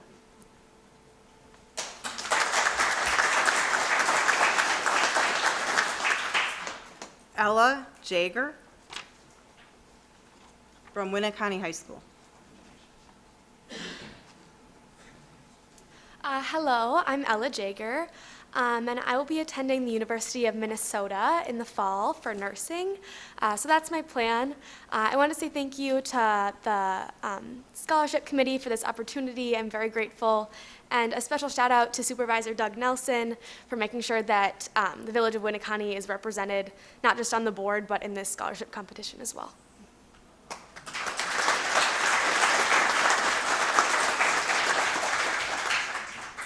Sophia Keynes, who is from Oshkosh West High School, who is not able to participate in tonight's meeting. Milana Krishnevsky from Winneconne High School, who is not here tonight. Logan Lothar from Winneconne High School, who is not here tonight. Josie Madayash from Valley Christian High School.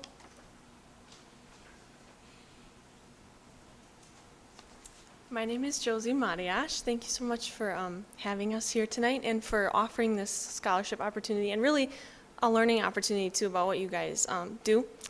My plans are to attend Wisconsin Lutheran College in Milwaukee to major in sports and exercise science. So thank you very much.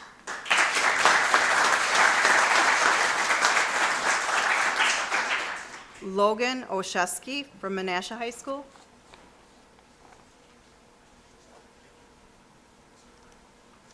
Hi, I'm Logan, and I'm going to be attending UW Oshkosh here, and I'm undecided right now, but I'm leaning towards some type of science or engineering, like chemistry maybe. I'd like to thank everyone. Thank you.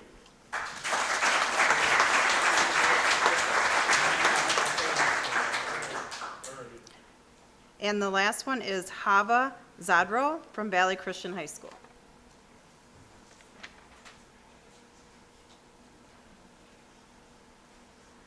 Hello, my name is Hava Zadro. I will be attending Concordia University, Wisconsin, and studying business management. Thank you so much for this scholarship opportunity.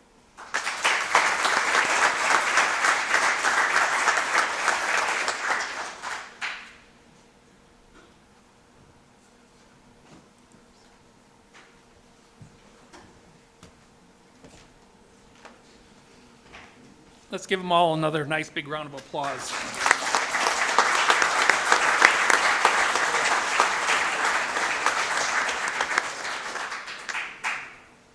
Next, we have a presentation from Dr. Bill Topel on the purchase of Silvercrest Group Home.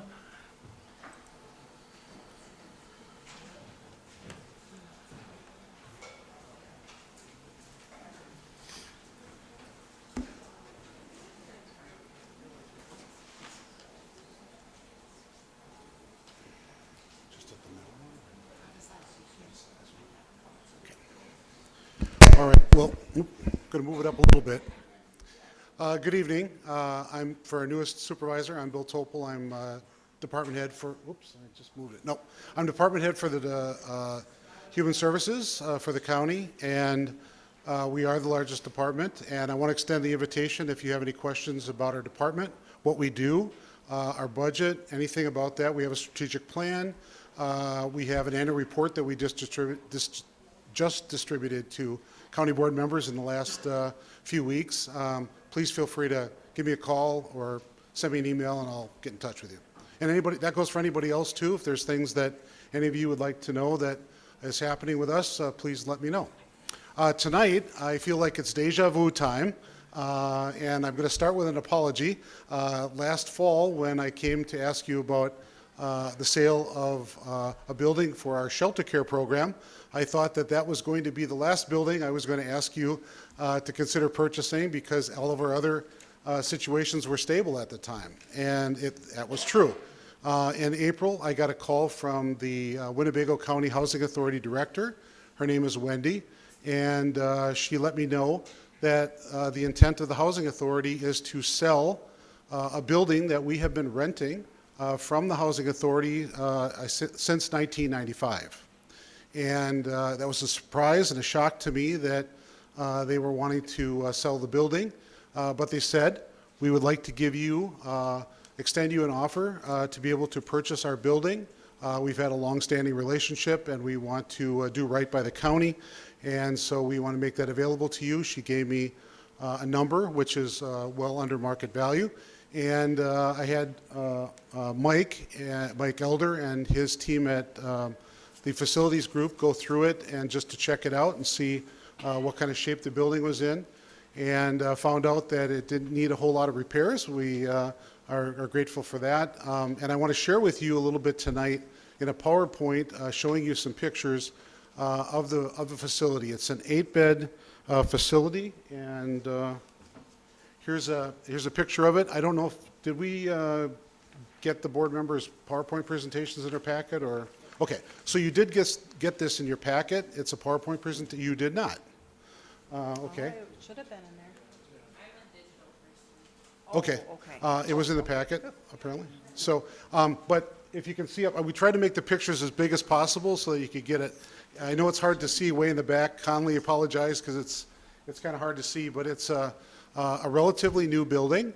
It is a 8-bed facility, 4,300 and some additional square feet, and it has been used by us in all the time that I've been here, and probably long before that, I'm guessing since the late 90s, as a group home for boys at this point. And it's a type of facility that we need in our child welfare system so that when a judge decides that a child needs to be placed out of home, there's different levels of care.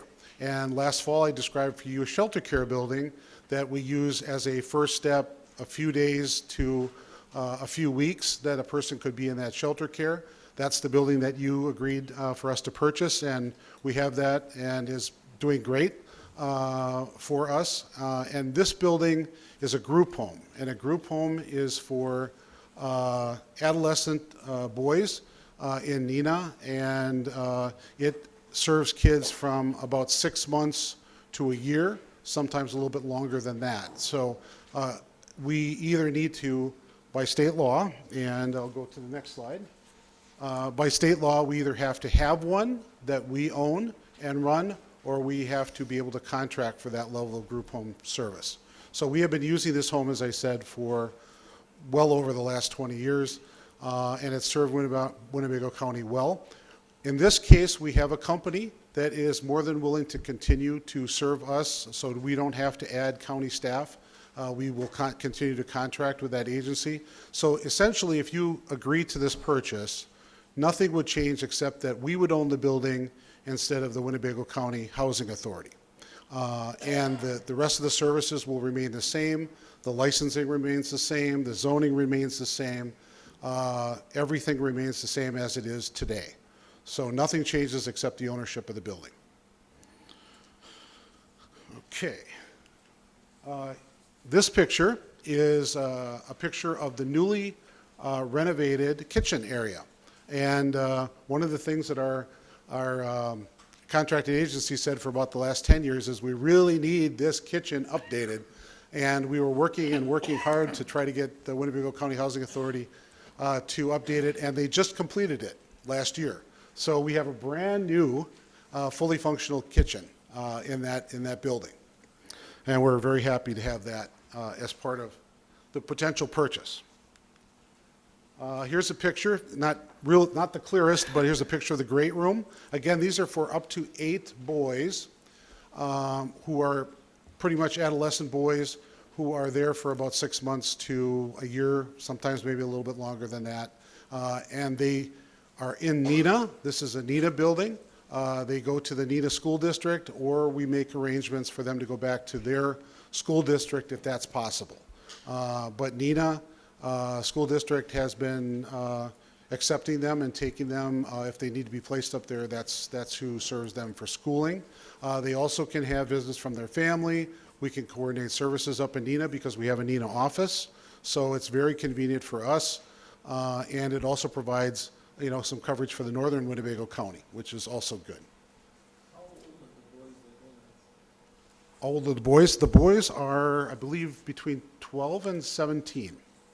12 and 17. Yeah. All right. And let's see, the next slide. So that answered that question. This is not a locked facility.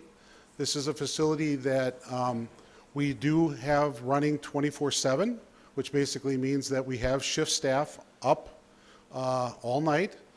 So we are able to monitor the doors. We're able to make sure that the kids are there. If for some reason they would leave, we would obviously try to be with them and try to get them to come back to us. If they would, quote unquote, take off and try to make a run for it, that very seldom happens. But if that would happen, we would engage probably the local Neenah Police Department to help us with that. And that person would probably end up then needing to go to secure detention instead of staying at our group home. But that's how that would work. It's an open facility. None of our buildings can be locked by law. The only locked facilities that exist in the state are either jails, prisons, or psychiatric units in some hospitals are locked. But nothing else can be locked in the state of Wisconsin. You have to have the ability for people to leave if they so choose to do that. Okay, next picture is a picture of a typical bedroom. So again, these spaces are all about the same amount of space, kind of minimalistic. We don't have a lot of things in the rooms. Kids can bring what they need to for sleeping arrangements and so forth, but every person has their own room. So there are 8 beds in this facility. Okay, next slide, I think I covered most of it. And then there's a dining area picture. Pretty nice, they got wood floors, and is that a vaulted ceiling, Annette? Or just, it looks vaulted, but it's basically a standard ceiling for the dining room. Okay, I think I covered most of that. Oh, so how it worked is that Wendy and I talked. Mike and his staff checked it out, and you may have some questions in a minute for what Mike found when he went through the building. Afterwards, I talked with Wendy. She indicated that the Housing Authority was looking for $240,000, which for an 8-bed, 4,300 square foot facility in reasonably good condition is a pretty good price on the market. And there's a 3-car garage. There is, what we know that has to be repaired is part of the garage roof needs some architectural support, and Mike can address that with you. Doesn't mean we have to change the garage, it just means it needs a little bit of attention. The roof is fairly new. The windows, I believe, were replaced within the last 5 years. Siding looks pretty good. And again, you can ask more questions about the facility of Mike. All right, I'll give you another picture, and that's the basement. The basement is finished, and the basement has a rec room area, which is really nice. And the next slide is another part of the basement that is kind of a family room type arrangement, kind of just easy care, easy living room space. So the asking price is $240,000. Mike and his crew estimated about $100,000 for repairs and contingency. So total price that we will be coming back to you next month for is $340,000, which could either be through the general fund or through borrowing. And let's see, is there anything else I need to tell you? I think we might be getting... Okay, so I guess I'll leave it open for questions now for Mike or myself, and we'll try to answer those. As I said before, we will bring it back next month for a vote. Between now and then, it has gone through the Human Services Committee and it's passed unanimously. It's going to go next to Facilities at the end of June. Then it's going to go to Personnel and Finance the beginning of July, and then we'll come here for board vote next month. That's the plan. Supervisor Powers. Thank you, Mr. Chairman. Full disclosure, Dr. Tobel, you know this, I'm on the Human Services Board. I've seen a presentation on this house already. I have complete confidence in Mike Elder's ability to inspect and to assess the condition of the house. I intend to vote when this comes before us next month in favor of this. Thank you. Supervisor Hanson. Thank you, Mr. Chairman. This is only informational, only for you and Mr. Elder. Are you sure 100,000 is enough for the repairs? I will admit the pictures make it look like a whole lot is not needed, but what would upkeep be as far as you may know? Well, what we can see right now is that the roof of the garage is in some pretty serious need of repair. That would be the biggest area that we've got there. And without stripping off all of the roofing material to see what the underlying deck and everything is, it's kind of hard to estimate what it would take, but we're pretty confident about $100,000. There's some sidewalks that need to be mud jacked, some siding work that needs to be done on the garage, the roof of the garage, some rain gutters need to be put back in place, but I'm pretty sure that we'll be able to take care of everything for that amount. Supervisor Beam. Yes, Dr. Tobel. We're currently renting this facility for how much? I just, sorry, didn't mean to do that. I just asked that question. It is between $3,300 a month or $3,500 a month. It's roughly, $3,300 to $3,500 a month, so $36,000, $38,000 a year. Thank you. Vice Chairman Farray. Thank you, Mr. Chairman. My question has been answered. Thank you. Supervisor Gabbard. I'll hit you with all these questions, Dr. Tobel. Sure. So this is the boys' facility. Is the one on Harrison Street boys only too? No, the one on Harrison Street is co-ed. Okay. And what I didn't tell you is that we are considering right now, if we get the purchase of the building, that we will potentially change the license and request to change the license to make it co-ed, so that in case we had some girls that needed that facility, that we could use it if there was enough space, and if we could, create the space between the boys and the girls, we would consider the girls as well, but right now it's only licensed for boys. Okay. My next question is, you said 6 months to 1 year is a normal stay. Yep. Is that all court ordered? Yes, it's all court ordered. Okay. And the length is determined based on evaluation after so many months, or somebody's? Yes. Yeah, It's, okay. so it's, and Annette is in the back, she could tell us more specifically, but when it's court ordered probably for a minimum amount of time, and then it's reviewed and a recommendation from our department back to the court on how long it should continue after that certain initial length of time. And then my last, and then I'll make one more question, and then I have a comment. Sure. What happens to these kids after they leave there if they don't repeat? Are they going home usually? Yes, that's our In goal. some kind of Our goal- foster care or something? Our goal is that they would be able to, with our support, our therapies, our family wraparound service, that they would be able to go home from where they are. Okay. Sometimes it's not always possible, and sometimes, they may go to a regular foster home as opposed to going home. But group care is something that we would call intermediate. So it's not the least amount of service, and it's not the most amount of service. It's sort of in the middle. So we would try to move kids after that period of time down to a lesser level of service or all the way back home. Okay. And then my comment is, I think this is a good deal. Thank you. Supervisor Eisen. Thank you, Mr. Chairman. Dr. Tobel, this purchase price, does it include the furniture? Everything. That's a good bargain. Well, I think so, but I hope that you all think so too. I think that the Housing Authority recognizes that we were good renters for all of that time. I think they got what they needed out of the, I'm just going to guess, I think they got what they needed out of the property and wanted to, be a good partner with us, because they know that we want to continue to use it for the purpose we're using it. Go for it. Supervisor Borchert. Thank you, Mr. Chairman. The question I have is, as we keep purchasing buildings, there's ongoing maintenance that must be done to that. Right. Now, does that become part of the purchaser, your budget, or is that become part of Mike's, I'm going to let Mike answer that.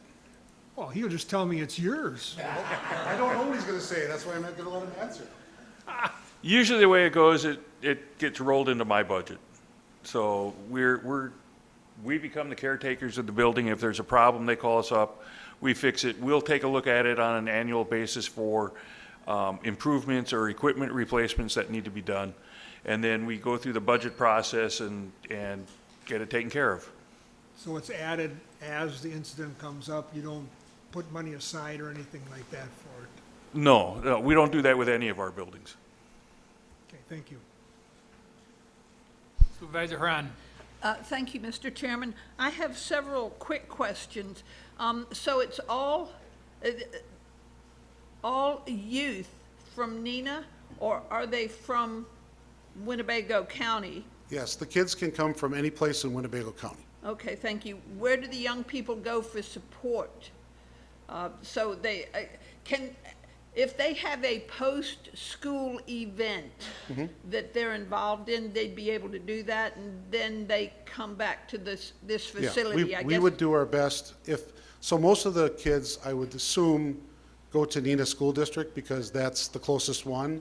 Okay. And it's rare that they would go to another district because Neenah has already agreed that, you know, the group home is there. They agreed to have the kids be there. So if they had after-school activities at Neenah High School or middle school, we would make arrangements to be able to drive them and get them to those events. Hey, with that new high school, that's cool, isn't it? Yeah. And in relation to that, what happens if all 8 beds are full? Good question. This is not the only group home that we utilize. It is the one in Winnebago County that we go to first because we consider it our group home. But there are group homes in multiple counties around the state. And if we're full, then we would look to the next closest group home in another county adjacent to us if we can find one. And this residence is in a residential area, is it not? Yes. Okay. Is it a cul-de-sac, do you know? Am I thinking the right? Annette's shaking her head no, so it's not in a cul-de-sac. Okay. Potential growth. Mike thinks it is, and I Annette think thinks it's it in a isn't, so cul-de-sac, too. I'm going to say maybe. Maybe it's in a cul-de-sac. I think I know where it is. Well, it's been there, so to rest everybody's mind, put everybody's mind at ease, this facility has been there for years, okay? Years. And the neighbors are very comfortable. I can tell you in 15 years as director, I have never had one person complain as a neighbor about the facility or anything that was going on there. That says a lot to me, because I have had other complaints about other things, but I have never had a complaint from a neighbor in that area of Neenah about the group home. And you had suggested that there is potential for growth. How large is the actual property size? Not the building, but the property size, so that there's growth? I saw the property square footage, I believe it was around 11,000 square feet. I don't know how much that is, but 11,000 square feet of property. Thank you. Yeah. Supervisor Swan. Thank you, Mr. Chairman. I took a look at this and I think it's a good buy. I think you really did well here, 240,000 and 100,000 in repairs. There's 2-story homes on this street that have sold for more than double what you're getting this per square foot. And you know, you're below 50,000 a unit here. And then if you combine this with our other purchase, which I didn't really like as much, you know, from a portfolio standpoint, you've dropped the per price acquisition cost of the 2 buildings to below 60,000 a unit, which I think is good too. So, you know, I don't see any reason to oppose this. I think it's a good buy. Supervisor Ponzer. Yes, I'd like to know what the cost per square foot of this place compared to the Harrison. Because I thought we paid like 700,000 or 800,000 for that. I might be off. Yeah, we paid for the Harrison Street property, it was 800. Yeah, well, the whole cost of Harrison with the contingency was around $1 million. This together, everything together is about $340,000, so it's about a third of what we paid for Harrison Street. I don't know the square footage, I don't know the amount per square foot. We could get it for you. Well, okay, how many bedrooms are available at the Harrison? Harrison can be up to 16. Okay. And this one is 8. Yeah, this one is 8. Still cheap. Supervisor Bender. My question would be for Mike, we got a new medical examiner's corners, lockers being built, we got a evidence garage being built, we bought the building on Harrison Street, and now we're gonna build this. When are you gonna come and tell us you need more staff? Because I know that's gotta be coming. You can't take care of 4 buildings without more people. It'd be nice to have more people, but I've got vacancies right now that I can't fill. So I don't feel I can come before the county board saying I need to have more positions budgeted and funded until I can find people to fill the positions that we've got right now. Then how are we gonna maintain these buildings? We will do the best that we can. I looked at the highway department, have you started on the mold issue there? I know we put 600 and some thousand, the offices were supposed to be pretty much gutted out, and there was supposed to be a trailer there. The building on Harrison Street, we were supposed to get a chairlift in there, the roof was supposed to be redone, the parking lot was supposed to, have we made any accomplishments on any of those? Sure, we are working on those. We've got the design RFPs in for the highway department. They're being reviewed right now to make sure that we can look at them on a fairly and equal basis and find the best design firm to work with us. We've got the architect right now working on the Harrison Street one, trying to figure out how we're going to get the elevator in there, and coming up with the bid packages to do the rest of the work. Which other one were you talking about? The morgue, we're working on that. We've had some issues where the scope of work has changed a little bit for what is needed for the building. And we've had some challenges with getting access to the site through the current site. And how's the evidence garage coming? We're working on that. We were looking at having to put a new driveway into Jackson Street, and we found out we can't do that from the state. And that's my point is, Yeah. I think you're overworked, and the projects, we can buy all these buildings, but the maintenance on them gets deferred, and it gets, the whole highway department needs to be renovated. It's about a $10 million. We're just looking at the offices. There's Right. a whole lot bigger issue than that, and now we're gonna add another building to your plate, and we don't have enough workers to maintain them. So, I mean, you need the building, we can buy the building, but our buildings are basically slowly depreciating and getting run down, and we don't have the staff to maintain them. And you can't add 4 more buildings, and then we forgot about the boathouse. That's another thing you'll have, because that'll be up shortly. I mean, the lift's in there, all you gotta do is put the garage over it, and that'll be ready. I don't know where you don't have the staff to take care of all the things you have now, and we just keep adding more to your plate. Well, we are getting very good at prioritizing what needs to be done. We've managed to keep the forest fires down to campfires, and we get the priorities, we work on the priorities the best that we can, and what we can't do in-house, we contract out. So it's more expensive for us to contract out, and it's also difficult for us to get contracted services because the contractors have the same problems we do with getting workforce employees to do that. So it's a real challenge to get everything done, but we've got a good facilities staff. They work very diligently, they work hard, and we're keeping our head above water. I think when you see the results of our facility condition assessment, hopefully we'll have that presented to you in the September timeframe. You'll have a good picture of what our facilities are looking like. And I'm hoping my report card won't be that bad. So far, they're not telling me that it's, we're not the worst that they've seen, and we're not the best that they've seen, but we're holding our own right now. Well, I appreciate all you do for us, but like I say, I think we're bearing you because you got no extra staff, and we just keep adding more to your plate, and I don't know how you can maintain it. I mean, you add buildings, you usually add people, because it takes more personnel to Right. maintain them, you know, and we keep adding and adding, and you can't even fill the staff you have. And it's like when we paid the rent, we paid $3,600, that there was nothing else we had to pay for. You know, I mean, if the roof leaked or something went wrong, the landlord fixes it. Now, you're the landlord. He'll call you and you'll have to come and fix it. Right. Supervisor Nelson. Yeah, I just want to say you had me at 240,000.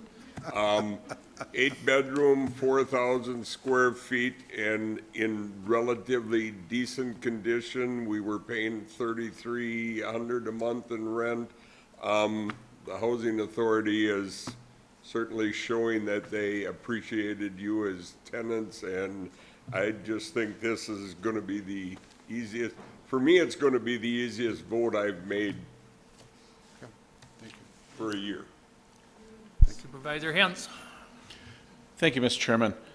Just one quick question here, because we earlier this year passed a facility study for approximately the price of what this is going to cost.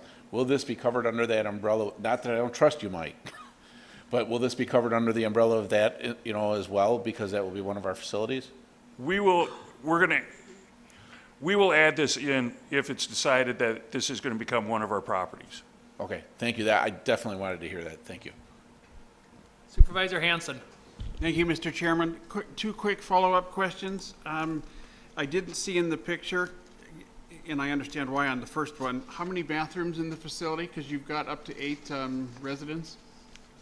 I'm going to defer to Annette. She's been there more often than I am. How many bathrooms? 4. She thinks 4. Perfect. And then I did not see, tell me, I'm sure they have their own washer and dryer. I hope that it's Yes. a decent one, and if it needs to be replaced, can that please be put into this as well? I'm sorry, what? Oh, I want to make sure that they have a good, very decent, because I'm sure they go through a lot of laundry. We'll make sure that we have a Thank you. good running. Yep. They have 3 washers? 3 washers, 3 dryers. So, Supervisor Harrison. Thank you, Mr. Chairman. I just had a final comment. I appreciate, Doctor, that you're doing this. We had the honor of going through the tour of the place. We had lots of questions, just like what just went here, and you answered them all. You're very prepared in what you're doing. And I think it's great that we have relationships with the people that are renting from, that they're willing to kind of work with us. And it all comes from you and your team. So I appreciate what you did. And I'm definitely going to vote for this. It's the easiest one, like you said. The easy one, no problem. Thank you. if anybody has any questions that they didn't get answered tonight, you think of something, please give me a call. Please give me a call. I have one right there. Supervisor Dowling. Sorry, thank you. Just requesting that the presentation be included on our website under the agenda packet for tonight. Thank you. Okay. Cassie's on it. Awesome. Thank you, Dr. Topol and Mike. Okay, thank you. We'll see you next month. Next, we have the presentation on possible change to merit pay. Mark Habak. Thank you, Mr. Chairman. I'm pleased to be here tonight to give everyone an update on the compensation study as far as next steps that we've talked about, where we're at, where we're headed. And as a precursor, one of the takeaways from the last time we had one of these discussions and we talked about reslotting and what all these steps were going to be, we ended up getting a lot of valuable feedback from not only the board and some of the committee members, but employees, and ultimately the proposal that we brought forward. I think all of that feedback made it a better proposal. So I'm hoping for the same type of dialogue and discussion, because we want to try to address as many things from the study as possible, and so I certainly encourage feedback tonight. So I wanted to cover very quickly just a few things regarding where we've been. So especially because I anticipate we may have a new board member tonight, so I wanted to make sure that we covered some of the recent past. We had done the compensation study in the first quarter of this year by McGrath Human Resources Group, and objectives of the study included obtaining external market data for positions. That portion has been completed already, as well as integrating external market data into the updates to the compensation system. That's also been finished. What's in progress right now, and what this presentation tonight is going to address, is providing a plan for ongoing maintenance of our compensation system. And again, there are next steps. There's other bites to the elephant, so to speak, that I've talked about in the past that we have yet to address. One of those is reviewing county benefits in relation to the external market. So tonight's presentation won't cover that, but that is one of the next pieces that we have to work on. And again, we had two major findings of the compensation study. The first was the in-range compression issues that we had. We completed the reslotting of employees through the action that the board had taken in March. And what's in progress and what we're going to talk about a little bit tonight is, again, policy changes so that we can minimize in-range compression issues in the future. We put a lot of effort, a lot of money into trying to fix in-range compression, and we don't want to create a system that just recreates that issue and gives us another problem to solve in the future. The second major issue from the study was regarding a cost of living adjustment as well as merit. Both studies, the first one in 2016 as well as the one this year, recommended two increases. One was phrased as a cost of living adjustment to the salary schedule which employees receive. If you remember, we do adjust the schedule each year, but right now that adjustment to the schedule is not applied to employee pay. It's only the schedule moves, employee pay does not. Right now, the only pay movement that employees have is based on merit pay. So only one increase had been approved, and again, because the study brought this up a second time, we're looking at it again. This slide I'm not going to spend much time on, but I want to include it in case, depending on questions that come up later, it may be important to refer back to it. But again, our minimum pay for a position starts off at what we consider a comp ratio of 40%. That control point that we expect employees to reach within 3 to 5 years would be a comp ratio of 50, and then we've got our top of range at a comp ratio of 74. So we've had recommendations both from the consultant as well as employee feedback over the years regarding our current system. Recommendations that we're trying to make this policy change fix would be adjusting the comp schedule annually, including some type of cost of living increase that would be applied not just to the schedule but also employee pay. We also want to minimize or eliminate an employee's pay moving backwards within a range, which can happen right now, meaning employees will actually move closer to the minimum instead of advancing through the range, as well as, again, avoiding in-range compression. We want to meet the requirements or the recommendation of the consultant that we can hire employees and get them to that control point within 3 to 5 years. And we also want employees to be able to progress beyond the control point. When we talked about reslotting, I had shared some examples where we had some very long standing employees within the county that were barely above the control point. So we're hoping to address that. And then also, a lot of the feedback that we've received from employees over the years is that our current system, it's difficult to understand, it's difficult to explain, it's just not clear to employees. So we would like to come up with something that is easier to understand. And then the weighted merit increases, or as we've called them, shares. They've not been well received. And they've also contributed to that in-range compression, because in the current system, the lower you are in your range, the closer to the minimum pay, the more shares you earn. As you move up the system, you earn fewer shares, and the problem is sometimes when we adjust that schedule, employees don't earn enough through the shares to even keep pace with what the schedule moves up. And so they actually slides backwards on the schedule. So ultimately, we've talked about some changes that we're considering bringing to the board in July to address these. And the main change would be splitting the current merit raise into two components. Basically going back to what had originally been proposed back in 2016, and that is that we do a schedule adjustment, just like we do now, that it gets applied to the schedule, but we apply that adjustment to employee pay.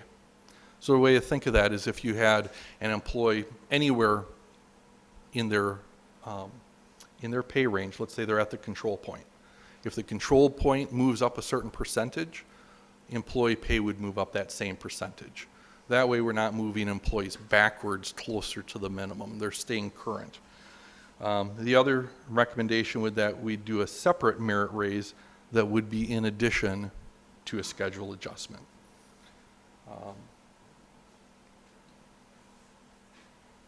The other noteworthy thing is that this schedule adjustment that I'm talking about, it would not be merit-based.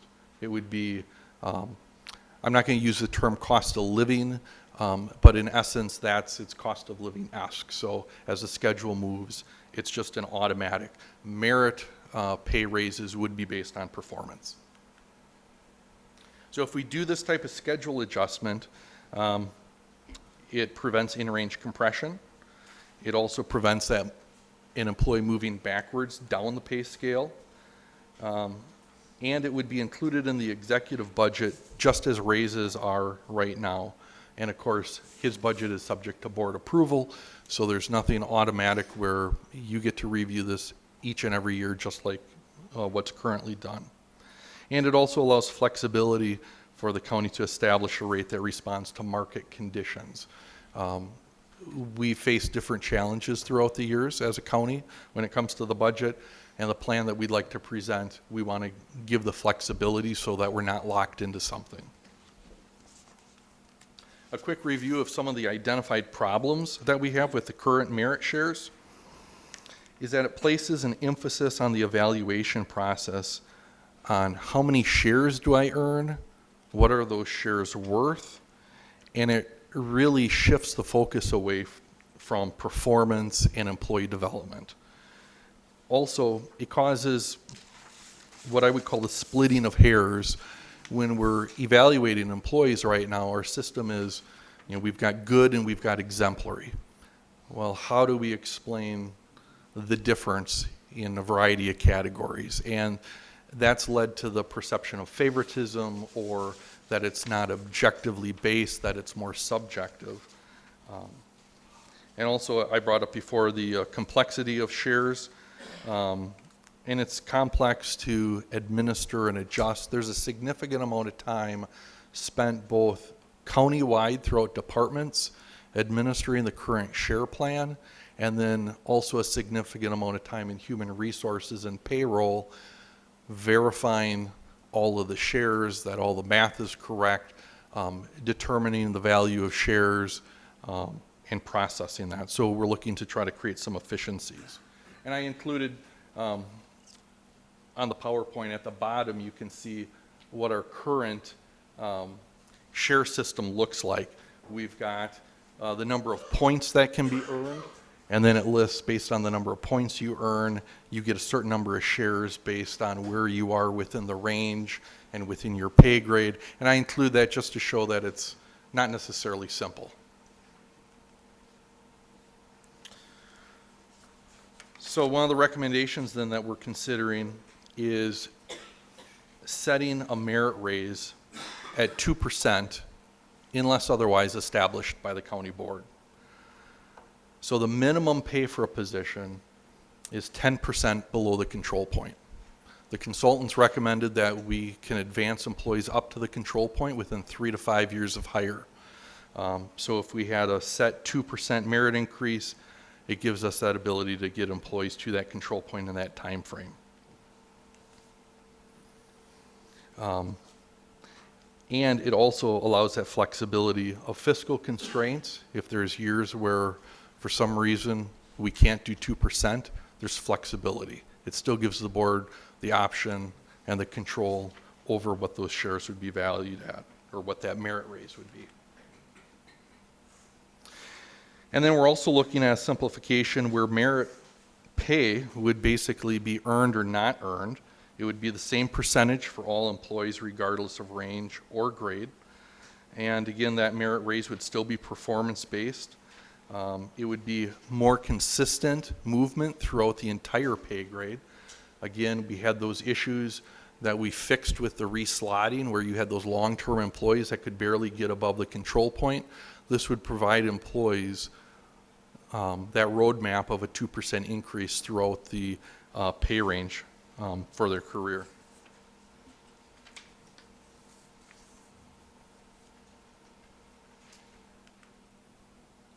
And then I included a few, this was from feedback that we had at the Personnel and Finance Committee meeting when we spoke with them. We had some good discussion and some good questions there as far as have we considered or why don't we? And one of the questions was, why don't we just return to step raises? Why don't we just set certain amounts and every year people move up that fixed amount? And this option would be step-esque in that employees would either earn the merit raise or not, so they would move up. It would be like a step in that case. But historically what happened when we had literal steps and we defined dollar amounts, we ran into fiscal issues, fiscal constraints, and the solution at the time, and this goes back to probably around 2005 through roughly 2008, we just froze wages. And we didn't have the money to fully fund a step system, and so we just froze it. No one moved up any steps whatsoever. In a system like this, if we ran into an issue where, let's say, that 2% isn't feasible, it gives the board the option of, well, if we can't do 2%, what can we do? Is it a 1/4%? Is it a 0.5%? Is it 1%? Where does that number land? So at least there's still the opportunity for some type of movement. We didn't have that back when we had truly just a step system. And then what about splitting raises to different times of the year? The consultant did recommend that we have 2 distinct raises, that we do what she called a COLA, I'm calling a schedule adjustment, that we have that raise as well as we do a merit raise. Right now we send out information every year to employees detailing the number of shares they earned, what that translates to a raise. They get that right now. We would continue to do that, and they would see that they get whatever percentage as a schedule adjustment, and in addition to that, the 2% or whatever was set by the board as a merit increase. It provides us efficiencies within payroll. Again, I've got one person doing payroll for all the employees in the county. So as long as we're touching records, as long as we're updating pay, it's more efficient to do it once. And the other thing is, because these raises are done right now on January 1st, I don't think that it would necessarily be advantageous to basically make employees wait 6 months or whatever timeline to get a raise later on in the year, when right now those adjustments are being done in January.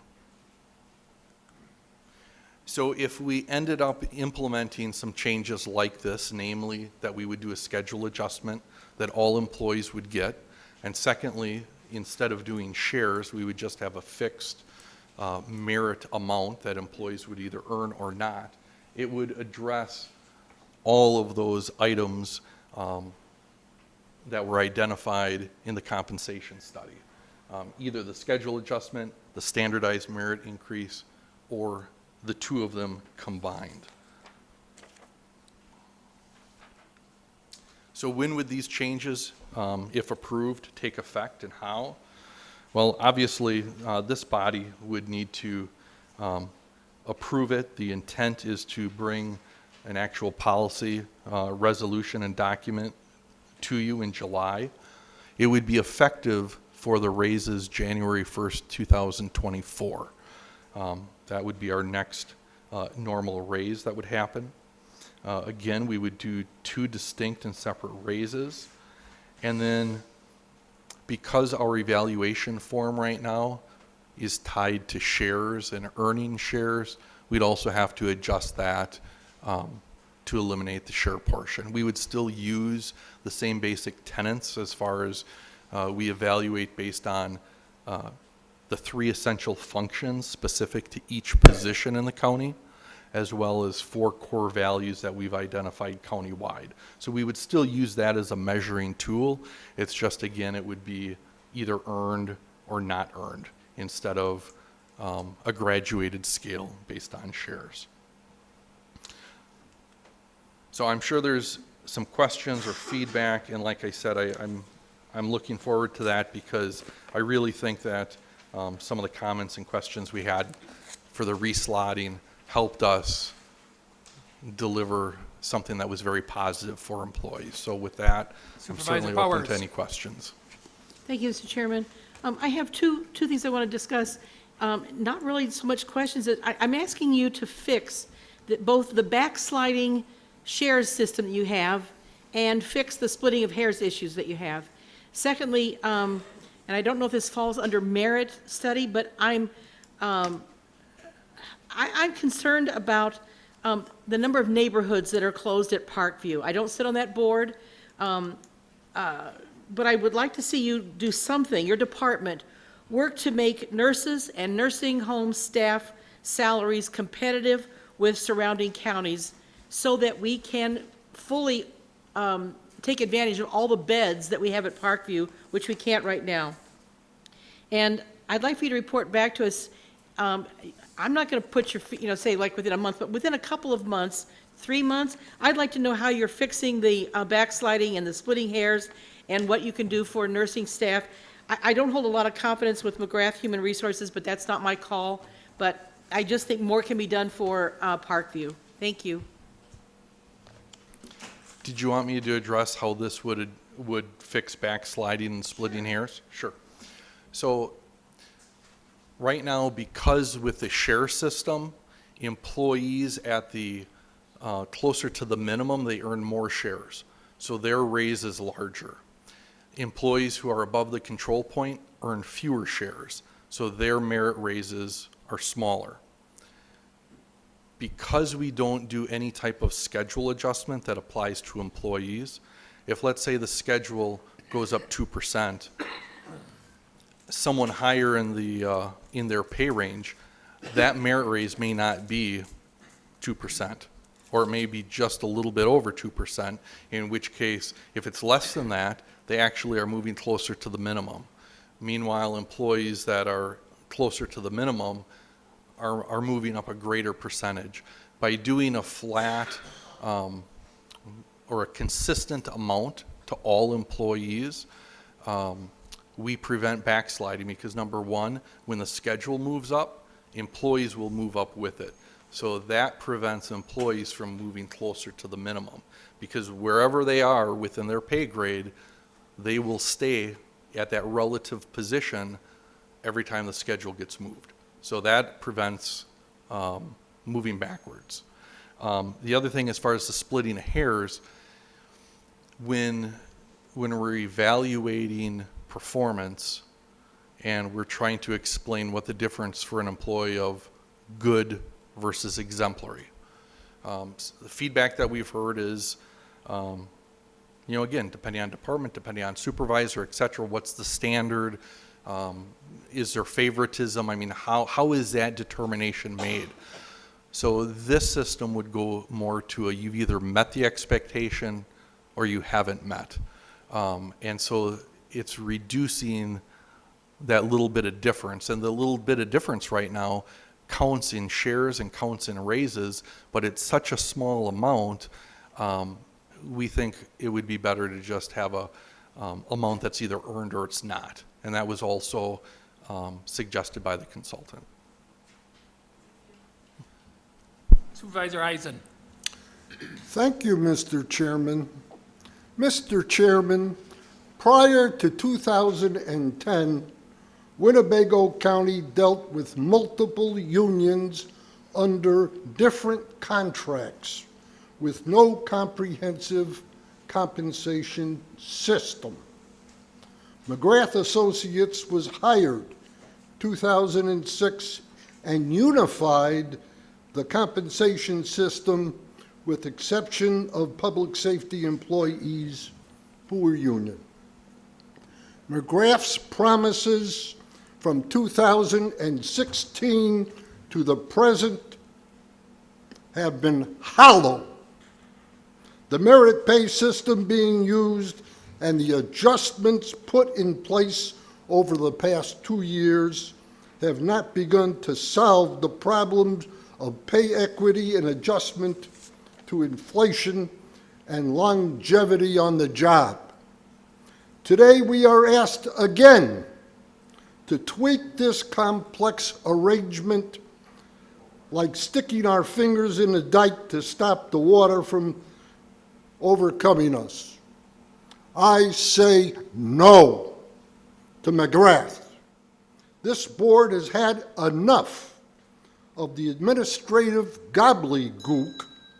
It is time to thank McGrath for unifying our system, but no more tweaks. We need to move to a new pay system with steps for longevity and inflation increases, and no more masquerading behind empty merit promises. The time has arrived for step progression compensation. And you know how I will vote for the compensation package. In fact, I should introduce a resolution asking the board to move to the pay step progression compensation system. We owe it to our employees. We owe it to the citizens of Winnebago County. I don't know how many of you all understand the gobbledygook that we've been presented with for the last 7 years. Supervisor Hanson. Thank you, Mr. Chairman, and thank you very much for putting this presentation together, sir. You referred a couple of times to the consultant. Is that McGrath? So It this is, this yes. is a byproduct of McGrath? Yes. I want to establish, I hear what Supervisor Eisen is saying, and I am always open for the discussion. What I'm looking for is a reassurance with this, because I am absolutely in favor of any way to attract and maintain good talent for this county. Is this, and if that means budget increases, I'm prepared to have that discussion. Is this what you're seeing, in your opinion, and maybe even Chairman Egan and Mr. Damo, is this a good solution to address the problem? If you let me answer that a couple ways. One, the short answer is yes, but there are different ways. Kind of springboarding off of what Supervisor Eisen had said as far as steps for longevity instead of merit. That decision was made by the county board, I believe it was back in 2016, that we were going to implement a system based on merit. Obviously, this is a different board, different members. You may have a different opinion, different philosophies. The instructions that we were given at that time is that there would no longer be any raise to any employee in the county unless it was based on merit. Again, back in, and so that's how we have merit right now. If Supervisor Eisen and or this board as a whole would prefer to instead have those annual, what I'm calling right now a merit increase based on continued employment, just an automatic step per se, instead of merit, that would certainly be an option. The other thing, as far as not having any type of schedule adjustment or cost of living adjustment, again, that was originally proposed back in 2016, and the board at that time chose not to do that and go 100% merit. So I think that this proposal addresses both of those, which I think significantly impacted where we are today. Not having the schedule adjustments apply to employees and having some type of raise that lifts as the schedule lifts, and then also being able to have a system where employees actually can move throughout the pay grade. And just to follow up, in your opinion as well with this, something I'm concerned about, and I'll use an example. A mechanic at the highway department earns sometimes as much as $3 to $5 less than the private sector. Is this going to make us more competitive with the private sector? The adjustments to the pay grades are what we did the last time. So the intent there, again, we had roughly $2 million to divide up. And we balanced as far as how aggressive are we with pay and those pay grades, getting closer to the private sector, and how much do we spend within trying to reslot employees.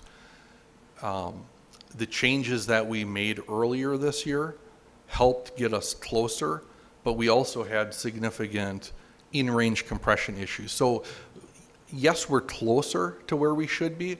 And I think I mentioned, a few months ago, had we had a bigger pie to work with, again, that plan, we could have been more aggressive with being more competitive with private sector. This does not do anything to change those pay grades. That was the previous step. But again, each year when we look at how much are we going to budget towards a schedule adjustment, that's a direct impact on how competitive we are within the marketplace, whether it's private sector or whether it's other government entities. So every year we get the opportunity to try to be more competitive and more in line with market. Thank you very much. I appreciate your time in the presentation. Thank you. Vice Chairman Farry. Thank you, Mr. Chairman. I also appreciate your presentation. I certainly would support the merits of it, but the one thing missing in your report is the estimated cost of this proposal if it's approved by the board. Do you have that with you?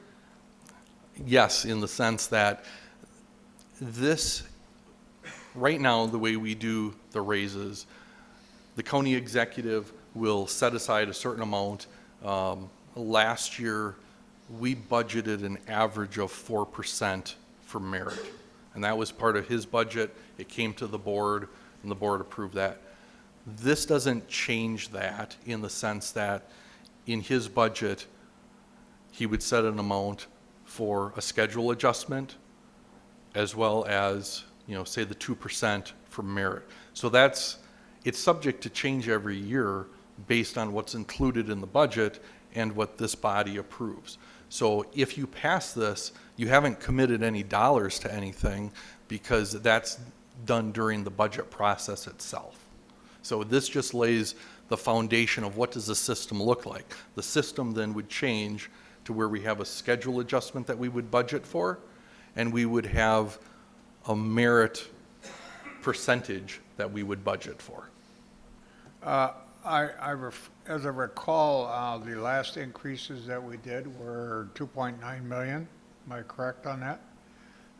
So what you're saying, and I understand the process, but have you estimated a cost for this? What do you think it's going to run to?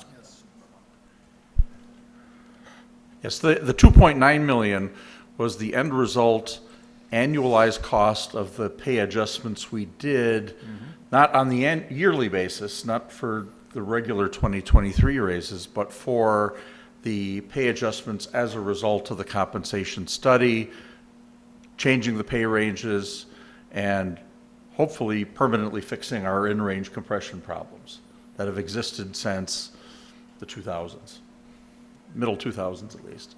So the annual increase for 2023 that was originally included in the 2023 budget was a 4% average merit increase.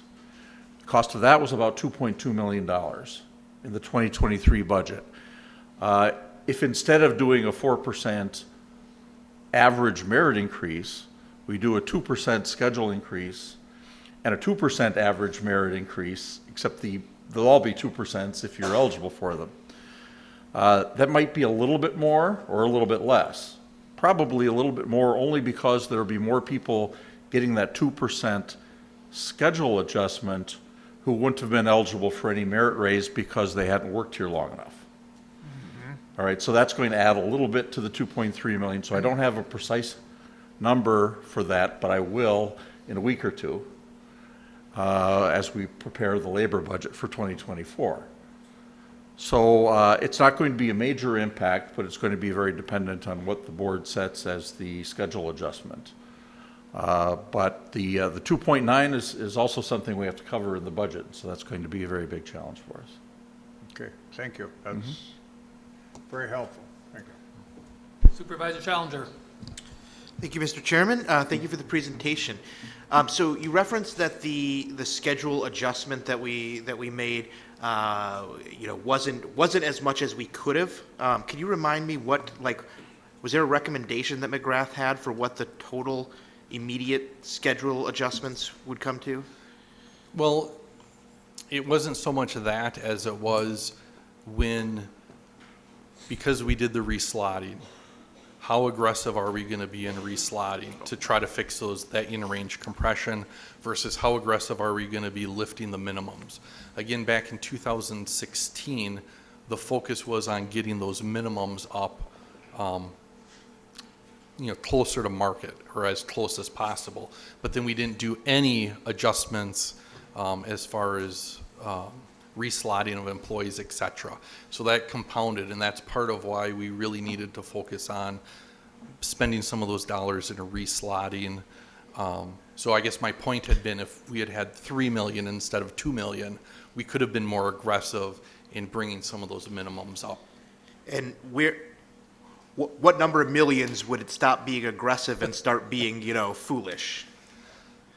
I mean, obviously you don't have a specific answer, but 4 million, 5 million. If we'd put 20 million into this, that would have been foolish. But if 2 million was not as aggressive as we could have, I'm just trying to get a frame of reference for how far behind.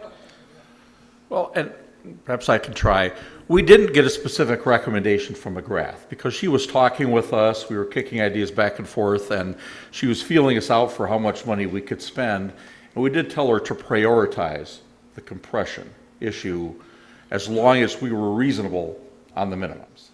So that was kind of the goal. With that goal, she came out with something that spent the 2 million. However, we spent almost 3 million anyway because we decided to make some changes to the in-range compression, how she originally proposed it. We felt, frankly, it wasn't a complete solution.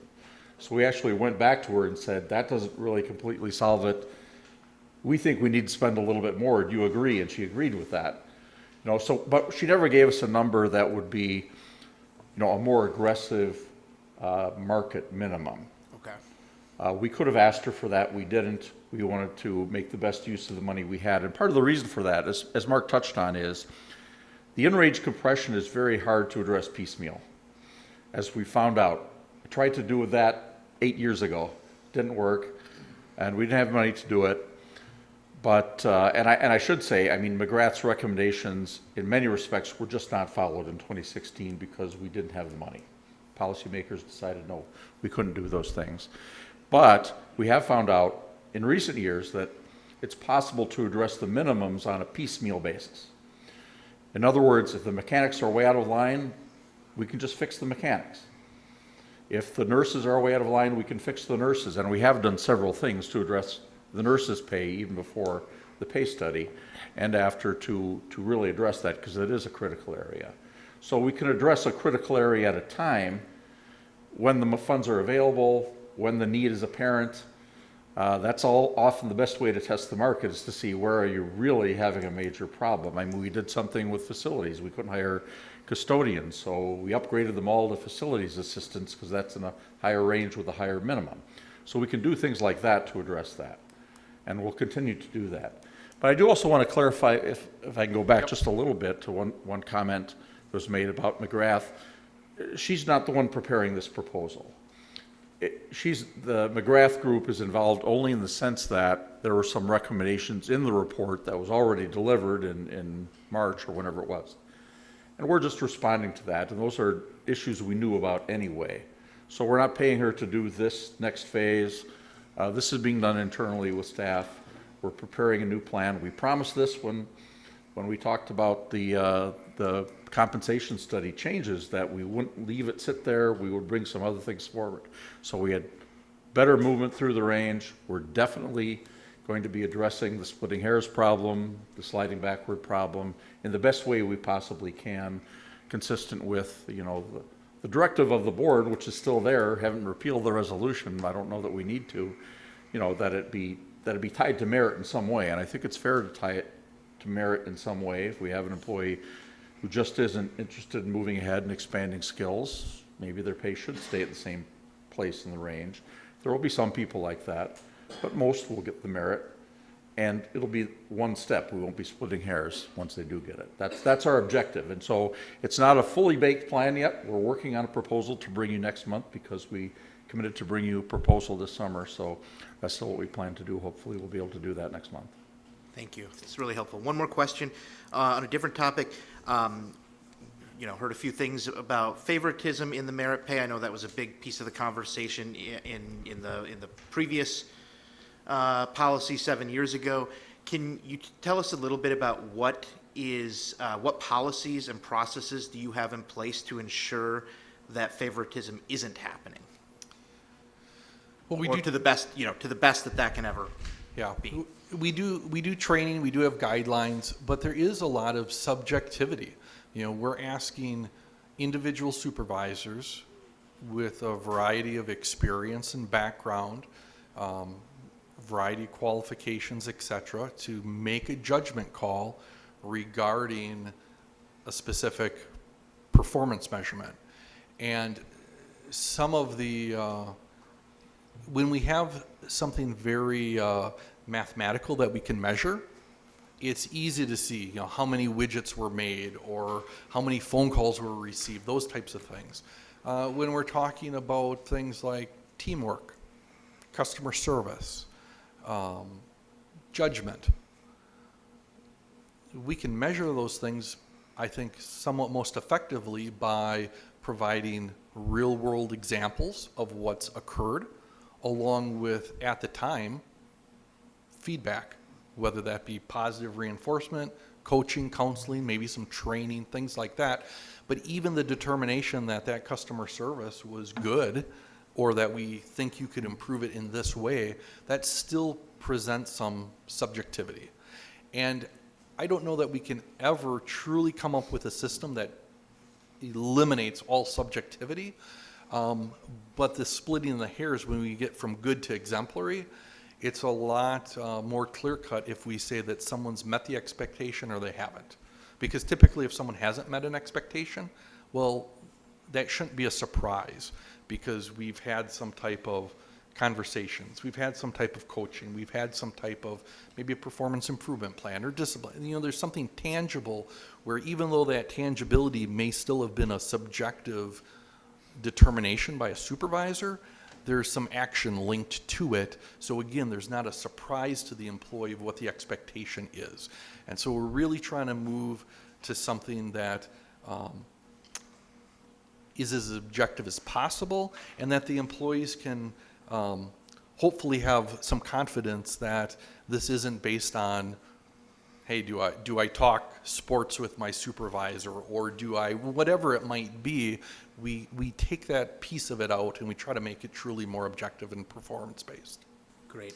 So, like we said, with, somebody shouldn't be surprised to find out they're not meeting expectations or something like that. Are supervisors encouraged to have like regular one-on-one check-ins with their employees, or is that part of the established culture? I would say that it really depends on department. You heard from Human Services tonight. Human Services does a great job because it's kind of baked in. They do a lot of case management, obviously, with clients. There's a lot of collaboration between team members and supervisors that just naturally, there's a lot of follow-up done in a department like that. Other departments do follow-up, but it may not be, monthly or look that way. So it's really department specific. There is leeway within each department for supervisors and department heads to administer some of those things, but we do standardize training. We do talk about no surprises, having those conversations, providing feedback, and even the evaluation form. When we developed it, we tied it to position descriptions, We try to make it as clearly as possible what those expectations are, because at the end of the day, we want employees to be successful, and we want to provide that roadmap. And if we're not providing that roadmap and there's surprises, then that becomes on us as supervisors to try to clarify that. Thanks. And then my last question is when a supervisor fills out a review and submits them, is there a like second level approval on that review, or is it solely at the discretion of that supervisor? Again, there's a little bit of leeway within departments. I can tell you we have some departments where the department head will say, for consistency's sake, they want, whether it's a division manager or the department head themselves, depending on the size of the department, before evaluations are issued, they want to take a look and see them, or they want to see if someone isn't getting a raise. There might be certain guidelines that a specific department sets. But ultimately, once the department signs off and that evaluation has been issued and determined this is the evaluation, that decision resides at the department level. We review them, of course, in human resources and are trying to make sure that there aren't things taken into account that shouldn't be, and some of those types of things. But we are not redoing evaluations for departments. Okay, thank you so much. I really appreciate it. Supervisor Bender.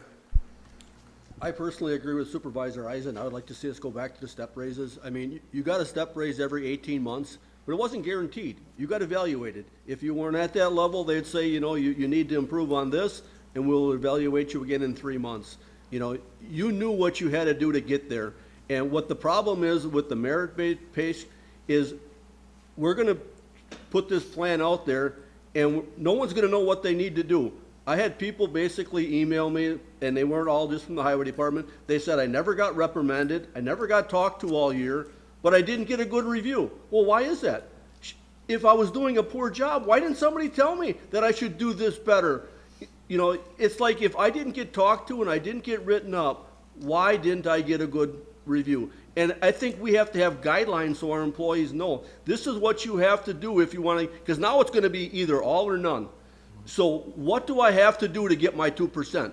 You don't talk to me all year, you don't write me up. I would think I'm a good employee, because otherwise, why wouldn't you have said, hey, Steve, you're not a team player, or, I called, we need you to plow snow, you weren't available. But if you don't talk to me and you don't tell me nothing, I'm just going to assume that I was a good employee and I should get the merit pay. So are we going to write a guideline for the employees so they know this is what you're going to be graded on, so that they can basically, if they have to do something above and beyond, they know that if I'm going to get my 2%, I have to do something extraordinary? Because then we're only going to be giving it to a few people, because if you happen to be maybe working in payroll or somewhere where you just have a job where you do the same job every day, there's nothing that you can do that's exemplary. You did your job and you did it good. You didn't make any errors. I would think you should qualify. And that, I think, in general, is exactly what we're attempting to do, less the discussion as far as is it based on merit or is it automatic? That's a little bit different discussion, and we can implement either, with a system like this. I believe in no surprises, and I think some of the points that you've brought up get to some of the heart of this splitting of hairs. Because again, what's that expectation? And I can tell you most employees within the county, the vast majority of employees qualify for a merit raise. But again, what's a good evaluation? Is a good evaluation exemplary, or is it good? And that's where we start getting into some of that, all right, I'm good, but why wasn't I exemplary? And what didn't I do? And those types of things. And I think that's where the clarity of either earning merit and qualifying for it or not earning it come into play, because now we get rid of that division of good versus exemplary. And I agree with you. An employee should not be surprised if they don't qualify for a merit raise, because those conversations shouldn't be happening at the time an evaluation is given. Those are the types of things that need to be happening all throughout the year. And again, this is about the goal here is providing clear expectations to employees, feedback, developing employees, giving them, if they're deficient in skills, providing those opportunities. That's really one of the things we're trying to do. Now, we're probably still going to do evaluations no matter what, but if let's say we bring forward next month a proposal that is a schedule adjustment and a merit qualifying raise, and you or Paul or this board decides let's do a schedule adjustment and then also a non-merit raise, I mean, that's certainly the board's prerogative. We still need a second component, obviously different from the schedule adjustment, so that employees can move farther in the range. So you're calling them steps. I still like the idea of not locking us in, because I don't want a repeat of the past where we end up having to freeze things. I think some type of raise is more beneficial than no raise. And Correct. I just want, Yeah. if we would go with this, I want the employees to know what they have to do to get that merit raise. Yep. So that they can basically, if they want to get that, this is what you have to do to get that. Yep. If you have to do something extra above and beyond what your job is, then ask, if you don't know what it is, ask your supervisor, what do I need to do? What would you like me to do? Because I'd like to get my merit raise this year. Right. So they know, and it's not a surprise to them when they come in and they say, well, no, you did a good job, but you didn't really do anything exceptional, so you don't get a merit raise. So I think every employee has the right to know what is required of them to get that raise. Yep, I agree with you. Supervisor Buck. Thank you, Mr. Chairman, and thank you, Mark, for your presentation. A couple comments and a couple questions, Mark. Sure. All Winnebago County employees minus the Sheriff's Department are in the Wisconsin Employee Pension Plan, is that correct?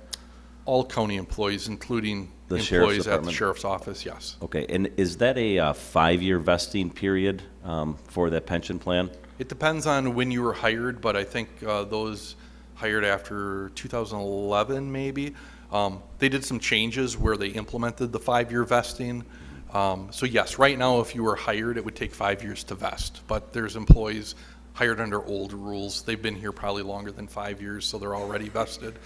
Sure, and that, correct me if I'm wrong, it's one of the better pension plans in the state, is that correct?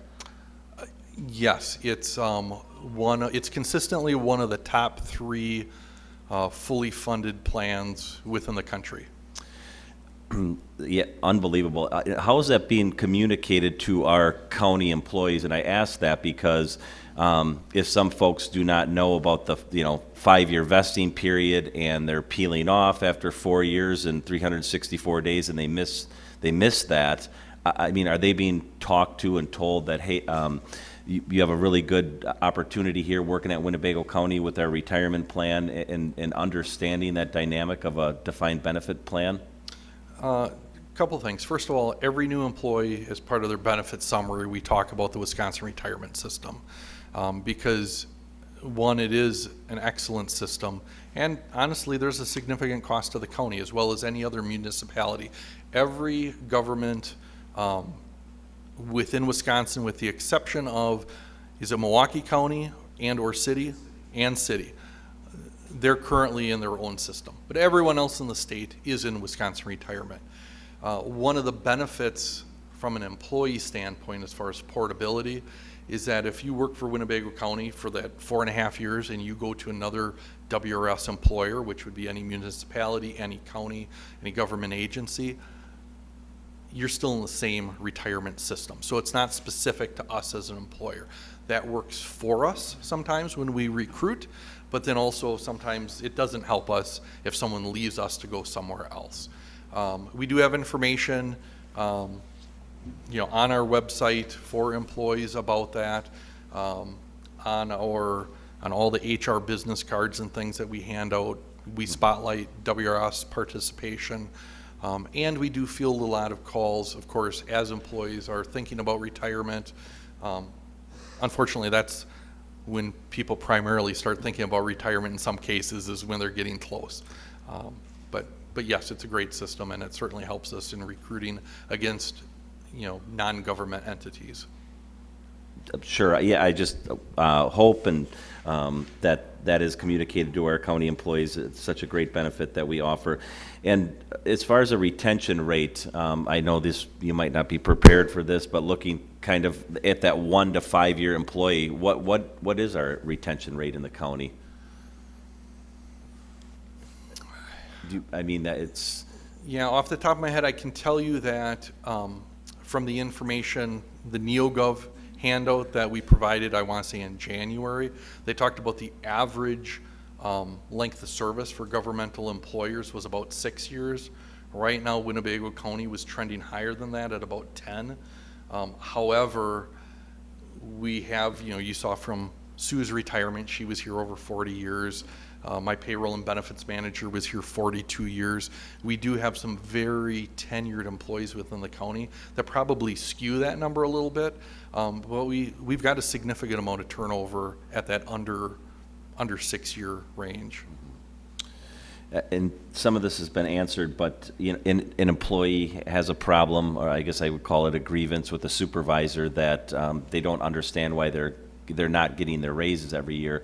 Is there a clear and concise process for that employee to go to an HR or somebody in the county that they know that process? I think that's very important for them to understand that.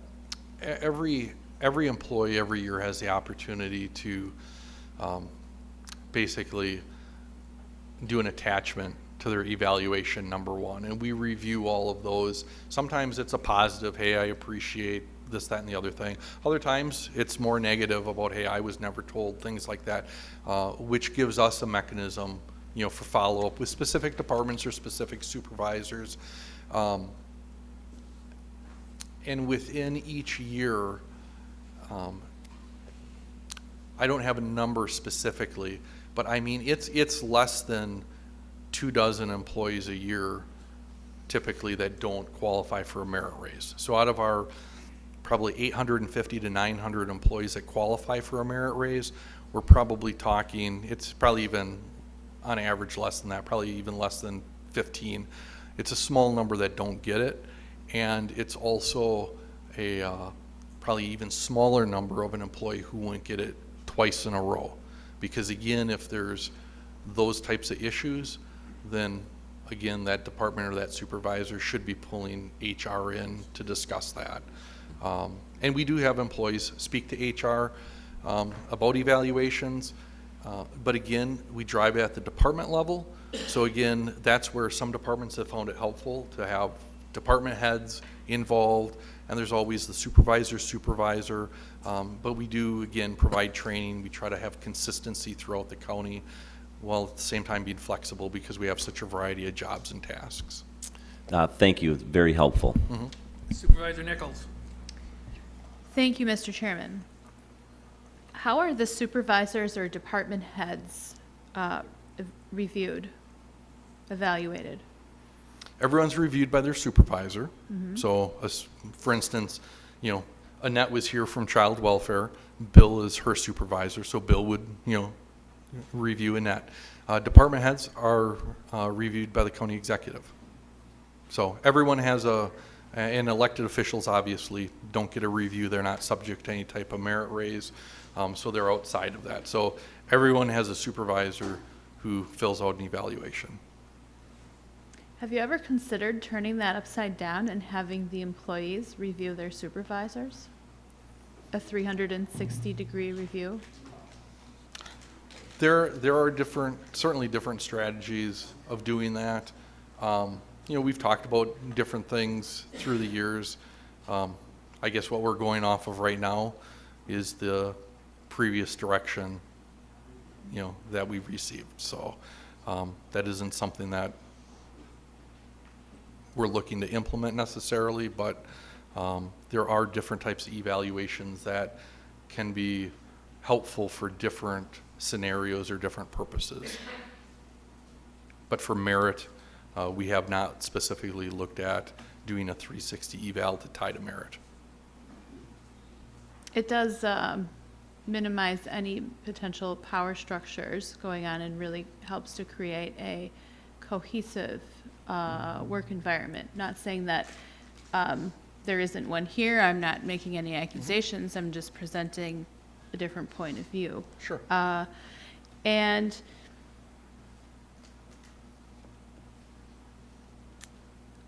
just building off of Supervisor Eisen's comments for a second, is it possible as well to do performance reviews and not have them tied to a merit system? So in other words, incorporating a step process, still doing performance evaluations, but not having that tied to a merit increase. Yes, we could do basically exactly what I spoke about tonight, except instead of having the merit increase tied to merit, it would basically be more set to an automatic. It'd be 2 automatic raises. We'd have a raise that was automatic for the schedule that everyone moves up, so we don't end up with in-range compression. And then you'd have, for lack of a better term, still a merit raise that wouldn't be based on merit. It would be automatic. And so that certainly would be an option.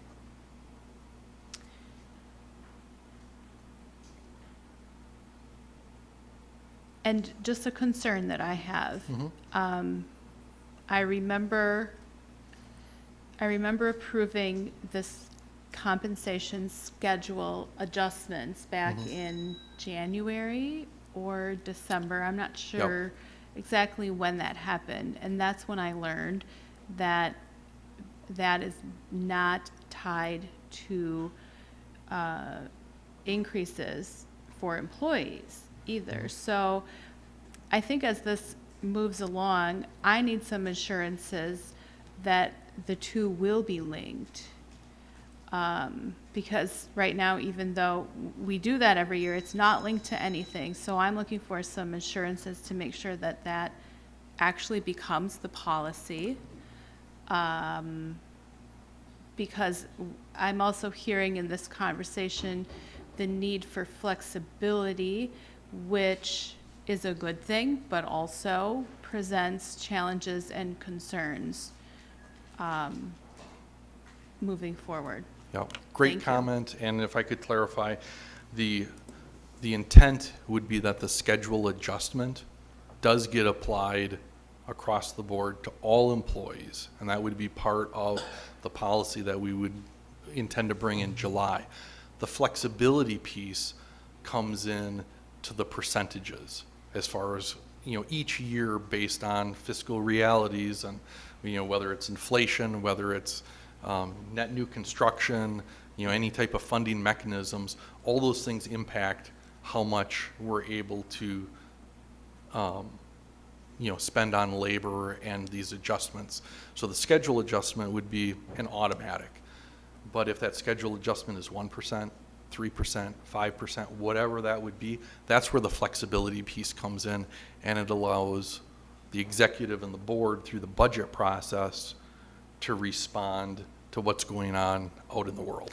Yes, and if that adjustment, that 1%, 2%, doesn't keep pace with the market or CPI, then we'll find ourselves in a very similar situation in just a few more years. Absolutely. And so if you want it to work, you have to make the commitment. And this body can do that every year in the budget process, and I'd encourage you to do so. But I know from my experience as a county employee of over 26 years, we've had years that this body decided to do 0% raises to employees. And right, wrong, or indifferent, that was the reality that we faced at the time. But clearly, this is the group that decides how much are we going to be able to match a CPI or an inflation index or any of those other things. Yes, and at the end of the day, I think we also require and desire a recommendation from the county executive through the budget process, which involves all of you, and based on what factors. So the recommendation Right. and the justification, all of it needs to be part of the process. Yep, perfect. Thank you. Yep. Supervisor Harrison. Thank you, Mr. Chairman. I don't have any questions because I think you got enough of them today. But I want to compliment you on your work on this study because it's so complicated, and so much work there. Second, I respect your work. It's not a, you know, someone called it a name what you're doing, but I respect the work you did. It's hard work to do that. I respect the idea that you got the employees involved and you got a lot of input. You just didn't put it out there. And the end result is a lot of employees, and when I sat in some meetings, they felt that the board was just going to sweep it just like you did in 2016. So, and the last thing I want to say is that you did say this was going to be phases. No one said there was going to be one. There was either 3 or 4, depending on what the benefits and other stuff. So this is something we expected, so it's nothing new. But I just compliment you on hard work and how positive that you're making it by getting the employees involved. Because they're talking about it a lot, which is great. And I know about the steps and the fear, like I said. But that's a lot of hard work that you put into this, you know. And I appreciate that as doing that because I couldn't do it. But the one question I would ask is, I know you said one person kind of touches the paycheck of everybody, or did you say that? Is that going to be enough? I mean, for all this stuff, it's got to be a lot of work. And do you have a backup if something were to happen with that one sick or not here or whatever to take care of? The answer is no. It's not enough. We had, as of last year, we had a payroll and benefits manager who had been with the county 42 years. We had a payroll person who had been in that position 3 years. At that time, with all of that knowledge and experience, they were already over capacity. That 42-year experienced manager retired, so now I've got a 3-year in payroll person now as a manager who's been in the position about 6 months. And I've got a payroll person who's been in the position 6 months. As we have done things throughout the last several years, we've done incentive pay at Parkview. We've done shift differential for human services. We've done different types of pay adjustments. A lot of times when we do those things, it is adding to the overall payroll process. Some of the things that get added, we try to do them so that they're efficient. We try to make the system do as much of the work as possible. But some of the things we do still require either manual adjustments or manual review. So every time we tweak and tinker with things, or some of the next steps that we haven't even gotten to yet, talked about standardizing shift differentials, weekend differentials, stipends, all those types of things. That takes people in payroll to do. I've got one person right now. If that person takes off, then it's the payroll and benefits manager that has to stop that role and process payroll. We process payroll every single week. There's not, in fact, some weeks we have multiple payrolls. And so payroll has a definitive timeline. We have to meet it. There's no question. And the executive already knows that, we've had conversations about this where we don't have redundancy, we don't have capacity. And as an HR director, I don't think missing payroll is an option. I don't think our employees see that as an option. I know the executive doesn't see that as an option. But I do think that's one of our areas that we have an opportunity to try to shore up. Okay. Don't have anything in the pipeline that you're training anybody to maybe in the future? No, right now I've got one position approved. Okay. Thank you for your time. Yes, and thank you for your comments. I appreciate it. And it's a team effort. I thank you very much, Mark. That's all I see for you. Thank you on the great report, and I'll see you next month, I'm sure. All right, thank you. Okay, our next thing is the consent agenda, and I'm just going to say I know that there's some things that are going to want to be pulled out of here tonight, so I will need a motion to approve the consent agenda, but then I'm going to wait for just a second. I'm not going to have anybody second it right away, because I know there's some that want to ask questions or at least pull things. So do I have a motion for the approval of tonight's consent agenda? I'll make a motion to make consent agenda. Okay. Oh, we're not seconding it, no. I already said that I was going to let him. Supervisor Gabbert. I would like to pull under zoning reports and ordinances, items 6, or 5 and 6, out of the consent agenda. You got them? Okay. Supervisor Powers.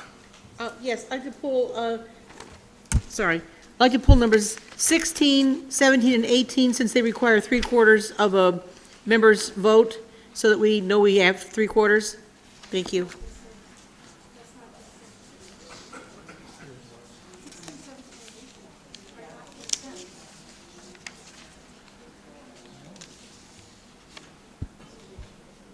They're in here, yep, that's what she's got them in as. Okay, Supervisor Nussbaum.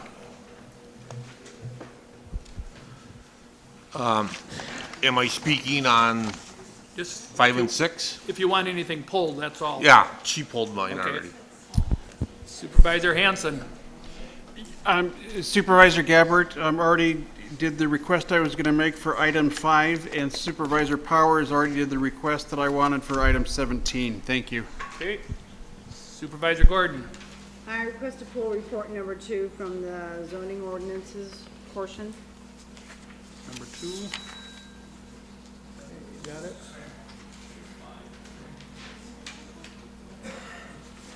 Keep it up. Supervisor Eisen. Yeah, pull number 11 and 12 for explanation.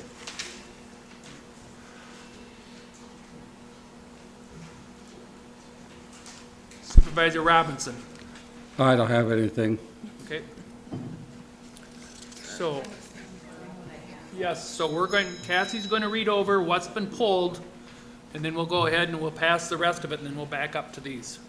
So what's been pulled is number 2, the county executive appointments.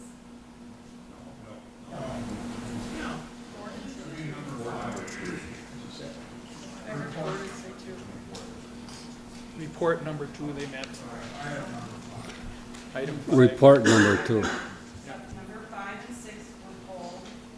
Number 11 and 12, which is the report number 05 and amendatory ordinance number 6 and 05. And then resolution number 16, number 17, and number 18 were pulled. Everyone hear that? Okay, everything except them that were just read. Do I hear a second? Second. Motion made and seconded. All those in favor signify by saying aye. Aye. Those opposed say nay. Now we'll back up. We'll let Cassie back up and she can read them, which ones they were. Just don't get nervous.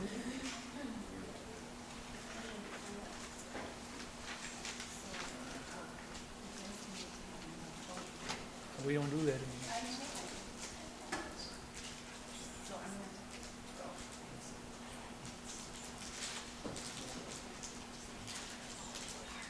What she's got to do now, it's like when we do the roll call, it won't just take it. So she's got to go back through and, like it always did before, so one of these times it'll get all figured out.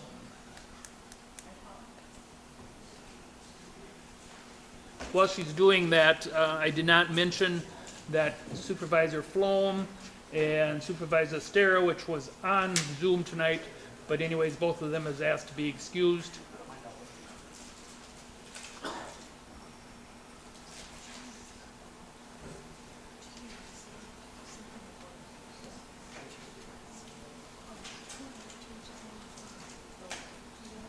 The next item up is number 5, report number 002.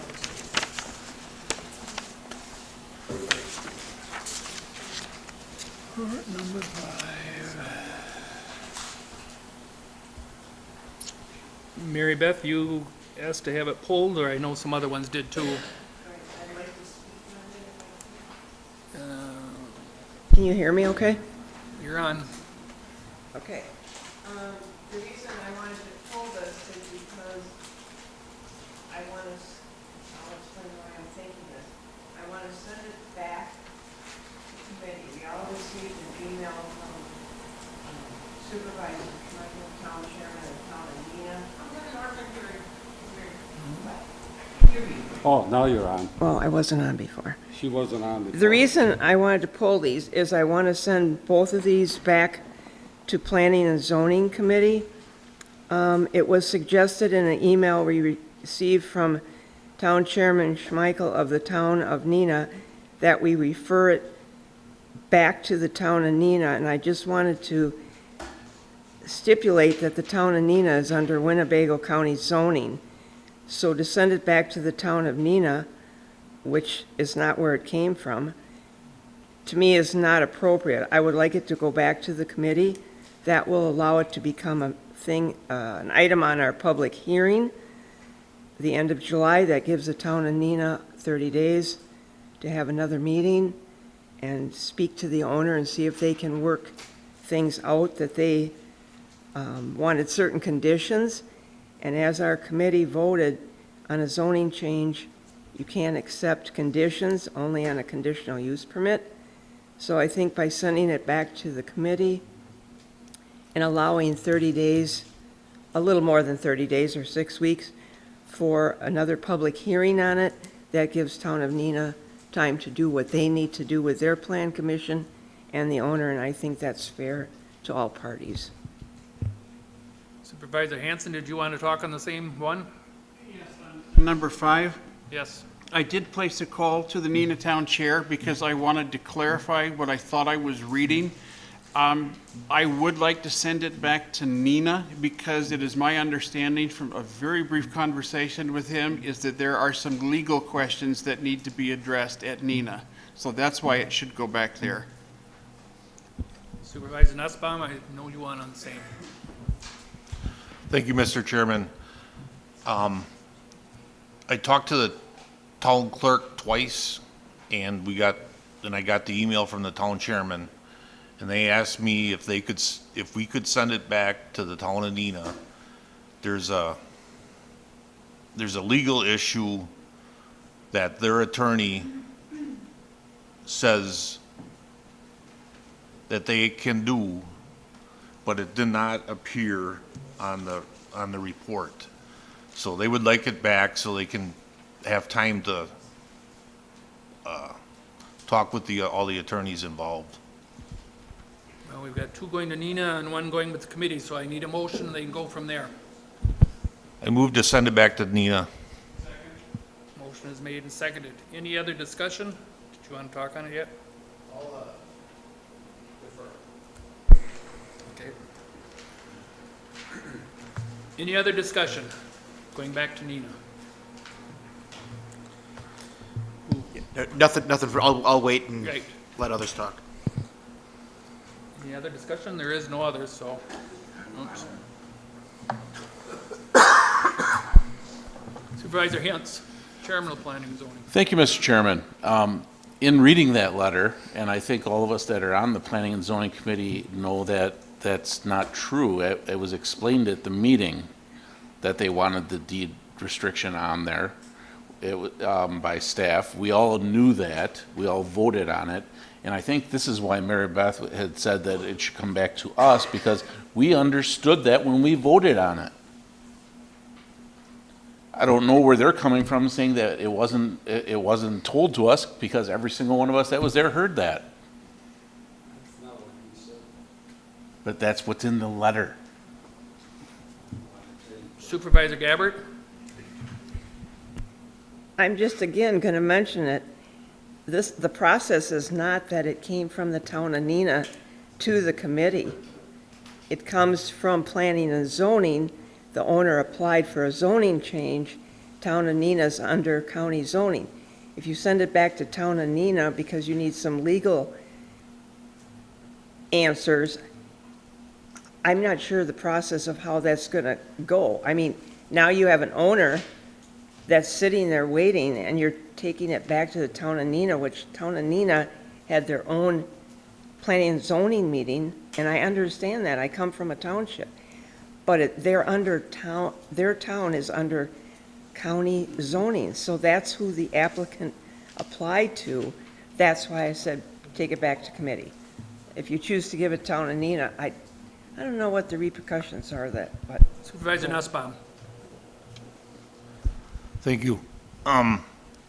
I was just asked by the town of Neenah to ask this board to send it back to the town of Neenah, because their attorney is not agreeing with the county zoning. That's all they told me. And and they asked me to do this, and I'm doing it. Corporate counsel, you had something?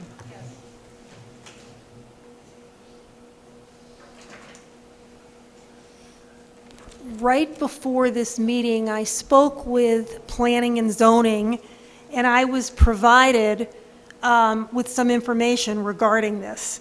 And Planning and Zoning basically echoed what Supervisor Gabbard said, that it should go back to Planning and Zoning, the county plan and zoning, not the town plan and zoning.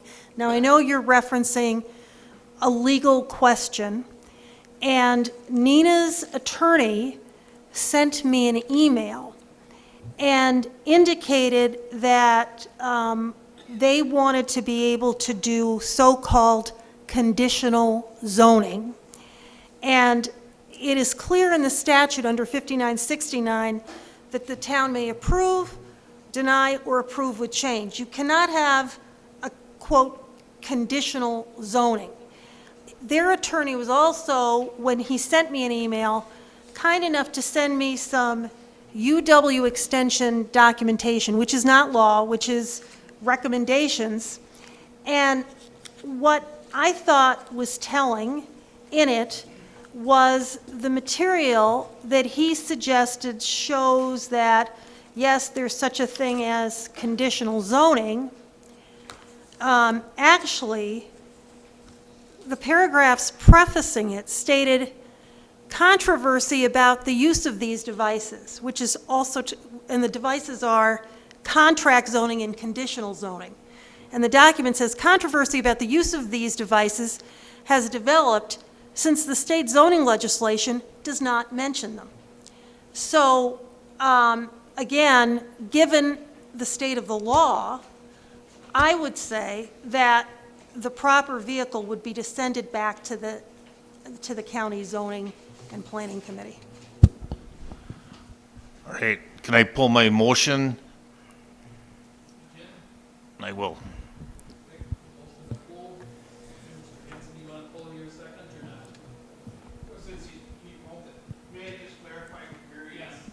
Second. Mary Ann, what I don't want, and why I'm kind of deferring back to sending it to Neenah, is I do not want a legal war between the owner of the Hothead Properties and Neenah. I'm hoping to avoid any lawsuits that might involve either Winnebago County, the city or town of Neenah, and this property owner. No. What is your best recommendation to go back to planning and zoning? Yeah, instead of Neenah? And mind you, I saw this at about 4 o'clock today, but again, I was able to get a hold of planning and zoning, and speaking with planning and zoning, looking at the materials, my recommendation is that it should go back to the county planning and zoning committee. In going back to planning and zoning, is Neenah then able to adequately address what their concerns are through there? Yeah, absolutely. Okay, I pull my second. Chairman Barry. Thank you, Mr. Chairman. We should be aware probably when towns are under county zoning, it will become before the town first, but they are advisory to the county. So the ultimate decision whether or not to approve that zoning change lies with the county. So I do believe it is proper, and I also had a discussion with the clerk to refer back to Winnebago County Planning and Zoning, where they can meet with the town of Neenah and hopefully reach some consensus before they bring it back to the board again. Supervisor Nussbaum. So was there a motion? You want to make the motion? Thank you. I make a motion to send report number 002 and amendatory ordinance number 060223 back to the Winnebago County Planning and Zoning Committee. Motion been made and seconded.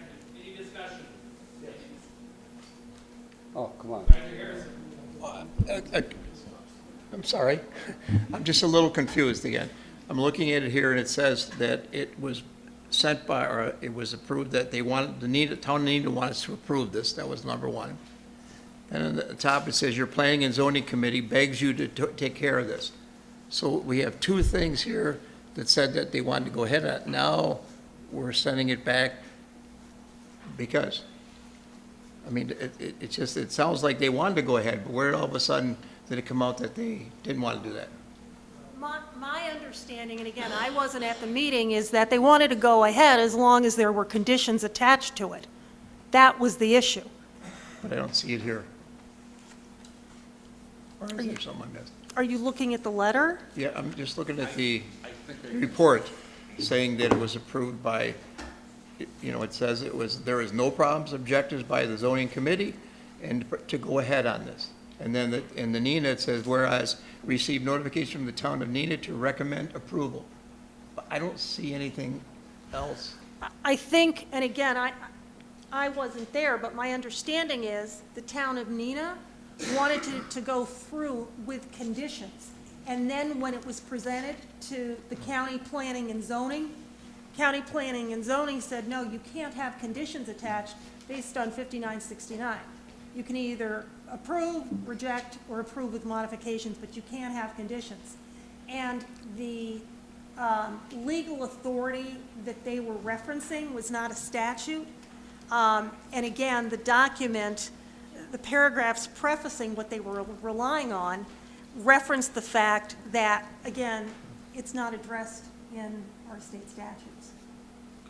So again, maybe people who were at the meeting could give you more clarity on it, but that's my understanding. Yeah, I'm just looking at this, and I don't see anything, and I think Mr. Hintz has said that it was all approved and everything was fine at that time. So I just wondered why all of a sudden.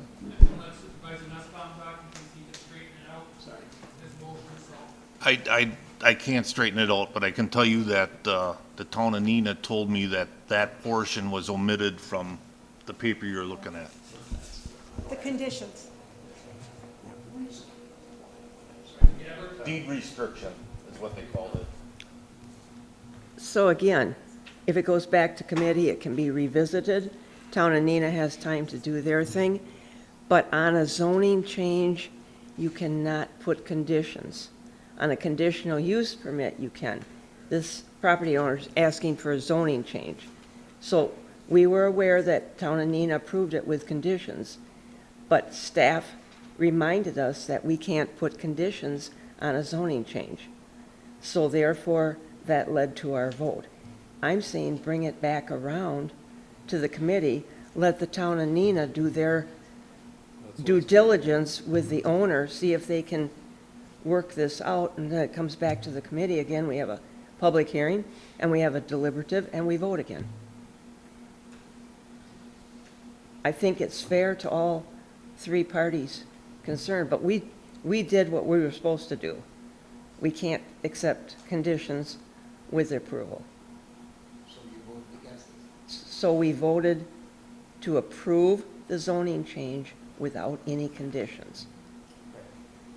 Okay, so motion is for report number 2 and mandatory ordinance 06-00223. Go ahead, correct them, right, go ahead and send them back to committee. Am I correct now? Very good. Yes, sir. Not seeing any other discussion, all those in favor signify by saying aye. Aye. Opposed, say nay. Carried. Next.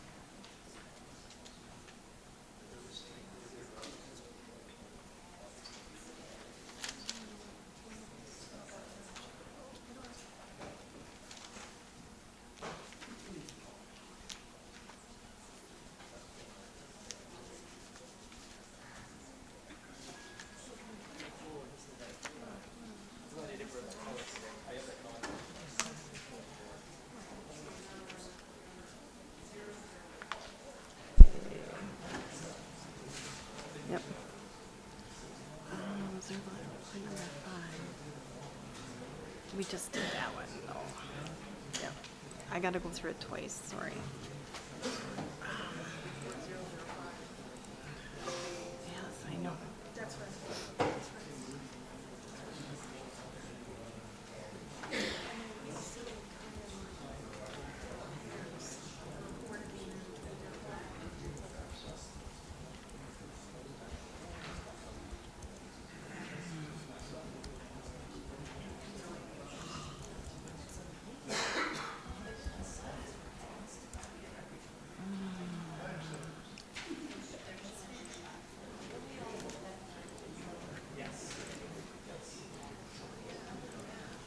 Sorry, I'm fixing it.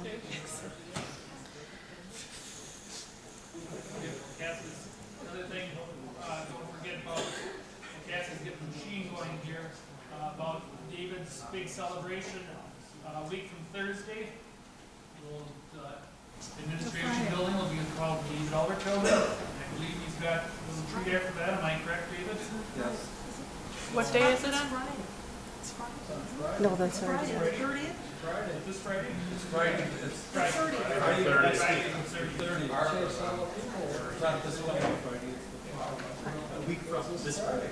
A week, yeah, it's a week from this Friday. Yeah. This Friday. They, No, it's not this Friday. It's not. 30th. 30th. This is our day.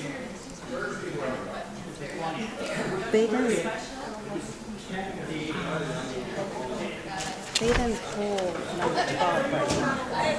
It was just 5 and 6, 16, 17, 18, right? Okay, all right. Anyway, it's the 30th, so whatever day that is, the 30th. We'd like to have as many there as possible, and his family will be there, so. You're gonna be frying perch for that?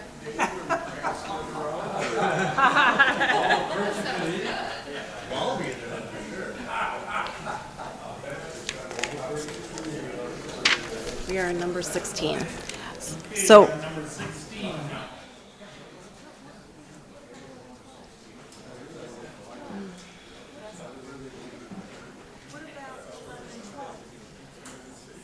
they had that with the consent calendar. They had that with the consent calendar. Didn't they take that out, 11 and 12?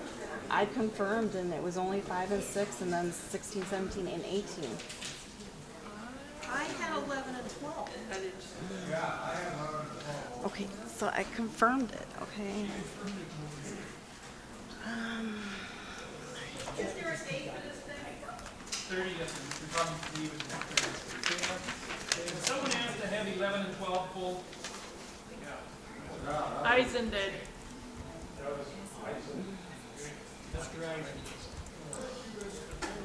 Give me a second, please. He has to change it around. It wasn't confirmed and it wasn't said it was.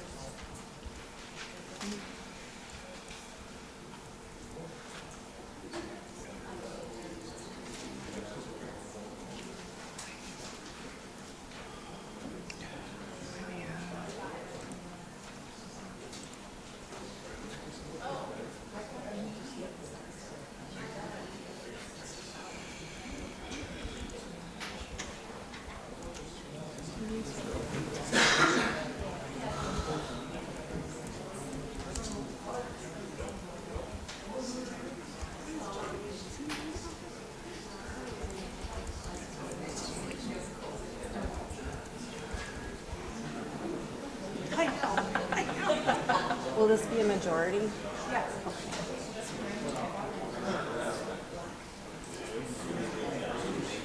All right, we are a number, yep. Good job. Okay, 11 and 12, Mr. Eisen, do you have questions on that?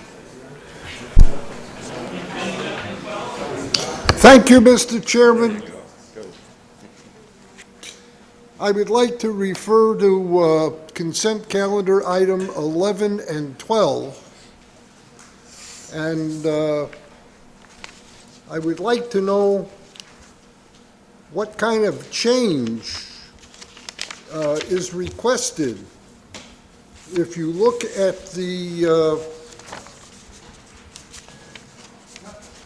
change for Lindsay Bond, They're changing from A2 general agriculture, R2 suburban low-density residential, to A2 general agriculture, R2 suburban low-density residential. You try to catch us sleeping on this? I'm trying to, yeah, I think it's a typo within the consent agenda. I think we'd have caught this again. All I can see is that this is a typo under the Typo. consent agenda. It's going from A2, R2, not, as you read what's here on number 12, it looks like nothing's happening. And Paul is right, but it's a typo how it got put on the consent agenda. Well, it's on here. If you read the, It's on here, too.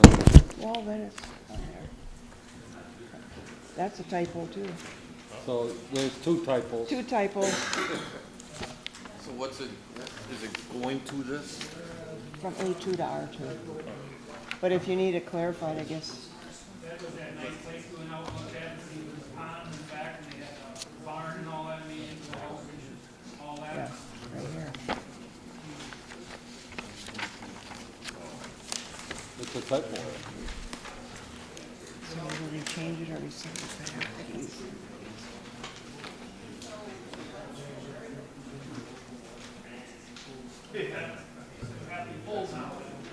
I think we gotta bring it back around. Planning and zoning moved to amend to correct the document.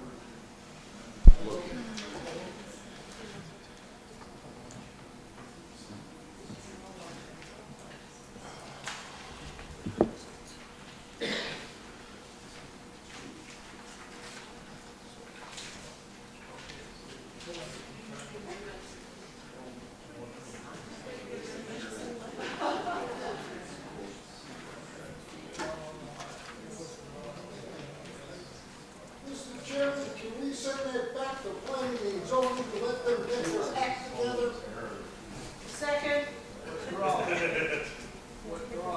a minute, I posed a question. Right, my chairman had already asked questions of chairman of planning and zoning. So if he can't, then I'll entertain your question.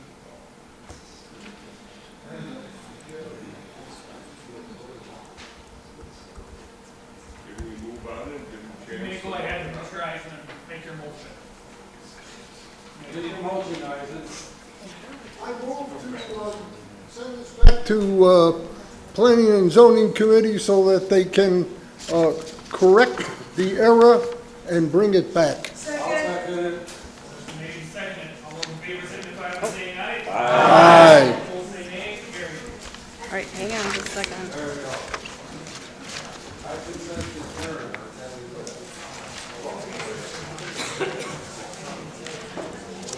Yep. Okay, 16 and 17 were pulled, I believe, because of the three-quarters votes. I'm going to ask,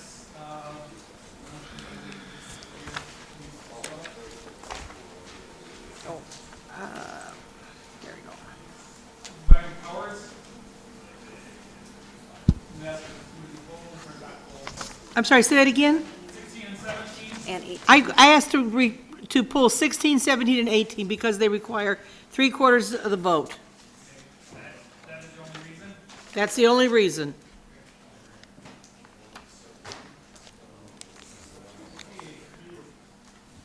You have a motion to bring it in, Vice Chairman Parry. Thank you, Mr. Chairman. I move for approval of Resolution 23706, 2023. Second. Motion made and seconded. Resolution number 23706, 2023. Three-quarters vote. So I'm going to try it my voice. All those in favor signify by saying aye. Aye. Those opposed say nay. Carried. Vice Chairman Farray. Thank you, Mr. Chairman. I move for approval of Resolution 23806, 2023. Motion made and resolution number 23806/2023. Recorder's vote. All those, whoops, we have a question. Thank you, Mr. Chairman. This resolution references the Planning and Zoning Committee at a couple of occasions. I don't believe that the Planning and Zoning Committee has taken action on this. I want to ask, I guess, Mr. Fari, was this referred to the Legislative Committee from another county and just the county names changed? Okay. Very controversial issue in the state of Wisconsin. The Public Service Commission is pretty much, I'll use the term stepping on local control. If they want to establish anything that would do with power generation, such as solar panels, windmills, your local, either it would be town or county, has nothing to say about that at all. So this is requesting the legislature amend the law and the administrative rule of the Power Service Commission to give a little more local control and say to the residents of that town and that county about whether or not they want these endeavors pursued on, especially on ag land. So that's what it's all about. Okay, so I don't think we have a resolution here that really follows the process that we've taken. I also think there's a number of challenges with the way this is written. This resolution references declines in agricultural land, which I think are overblown. The state of Wisconsin has lost less than 1% of its agricultural farmland in the last 6 years. Most of that is attributed to urban sprawl and changes in dairy farming to beef farming. Talking about less than 100,000 acres in 6 years being taken out of farm production. Generally across the country, ag production saw record numbers in 2022. This references food shortages, yet the United States exported more food in 2022 than they have in any other year prior. So I just don't think that this resolution matches the same concerns. So I will be voting no and encourage others to do it. Supervisor Hanson. Thank you, Mr. Chairman. Supervisor Schellinger brought up some of my concerns. My discomfort is the way that it's written. So could I just get clarification? I want to make clear, I am absolutely for more local and county control over what the state or federal may say. I'm not reading right now that that's what this is saying. Could you clarify, or anyone clarify on that? What particular line item are you referring to? It's really kind of the general body, because I'm not seeing that it gives the county more control. Well, I think what I'm reading here is, if you start on line 6, the legislature has limited how counties can regulate solar and wind energy systems. Then they quote the statutory references.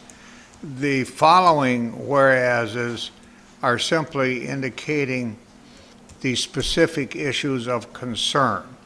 Then you get into the exploratory side of it about ag property and that kind of stuff. So I suggest it could perhaps be a little more to the point. Is that what you're referring to? I guess so. I don't want something ambiguous that may hit the legislature that might deflect from more county control. Is it possible to get a legal opinion very in? Or is that, you can say no? Well, I think we could do that, but you might be putting her on the spot a little bit because I'm sure she hasn't researched that. But. She can say no. She can say no. No, I can certainly tell you, this was not drafted by me or my office. No. This was referred to the legislative committee, and the committee voted, 9-0 to go forward with it? Yes. And From another county, yes. when I saw it, I had some questions, but since the committee voted to approve this language, I couldn't change it because this is what the committee wanted to do. So that's what I can tell you. That, again, we did not draft this, but it was from another county and actually a bunch of other counties, I believe. Yes, multiple counties. Yeah.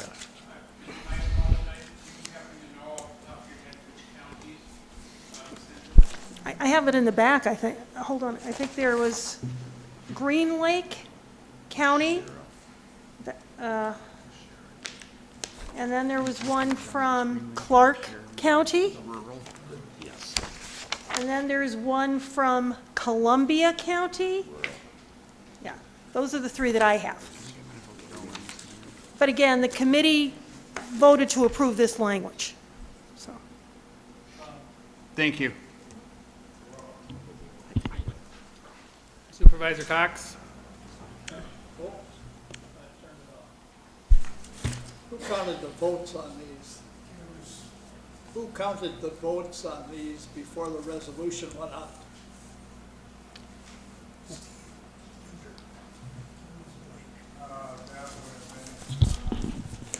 That was, yeah, that was at our legislative committee meeting. Yes, I And understand. there was Who nine- put the votes on the resolutions? That was the number of people that were there that voted for it. Check 237. That should be 8-1. 237. We're on 238. I know you're 238. I'm looking at all three of them. And 237, the vote is wrong.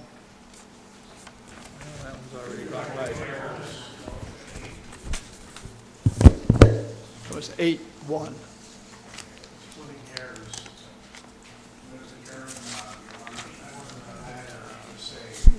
Verbal correction. Would you feel better if it was 8-1 on there, Mr. Cox?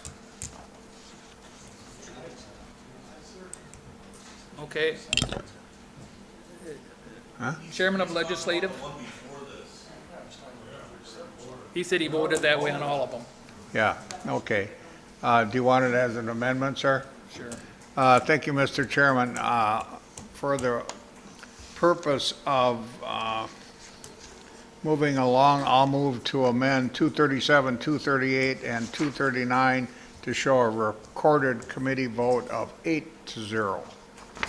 8-1, 8-1, 8-1. 8-1, I'm sorry, excuse me.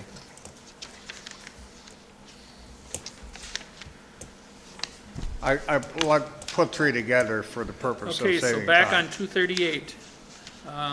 Supervisor Nussbaum? So are we saying the vote on 238 was 8-1? Yes. 237. Both, all three of them. All three of them.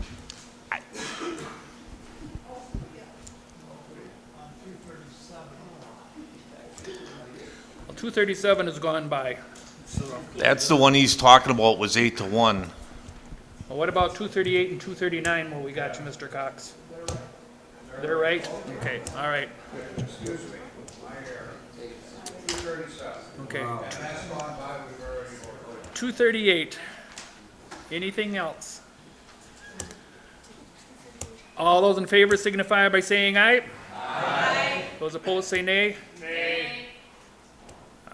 We'll do a roll call vote, and I'm going to call on Supervisor Dowling before she had her light on and I didn't see it, so, You can pass me over. Okay. I'm happy we're voting. okay. Okay, we'll have to have a roll call vote. I'm quite sure I know how it is, but those in favor of resolution number 23806, 2023 signify by saying aye. If you, no, we'll have to vote on your machines. If you're not, vote nay.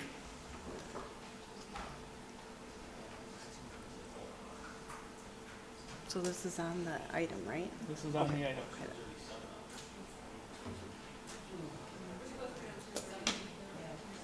238 we're on. Mr. Chair, should District 20 be voting on 237? He's, sure, he's in. So if he wants to vote, yep, he's sworn in. I got it. He just Are has to you give me a thumbs up. for this or against this? Nate left. You get to vote. He's not counting. Okay. No, Hang you on. vote against it. No, okay. Right. Let me see, where am I here? We're voting on 238. If you're in favor of it, vote A. If you're against, vote nay. Even though it says 237. This is on 238. We're on resolution 238, right? We already did voice vote on We already voted on 237. 237. We did voice by that. Right, right? Oh. Well, I've got 238. You must not have changed it. On the screen, it says 237. This is 238 up there. Right up there on the board, it says 238. We're voting on 238.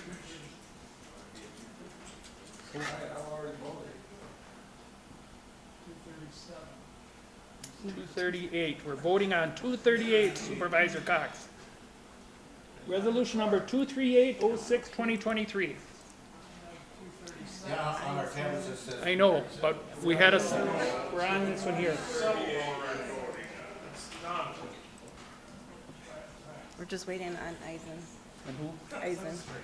Do you want me to put abstain? Supervisor Eisen, is he gone? Can you just Like abstain then? abstain?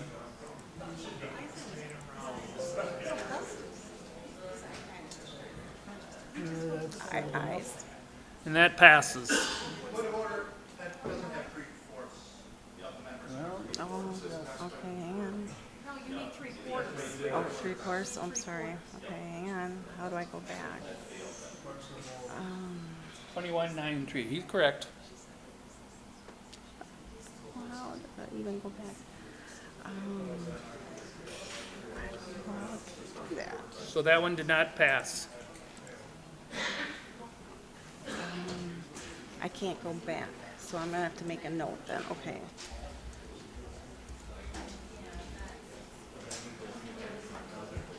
The next one is 3/4 also. Yep, I'll change it.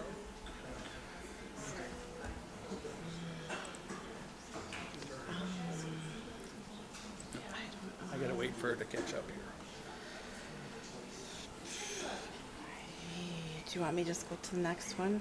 I don't know how won't be able to to fix vote. it. So let me,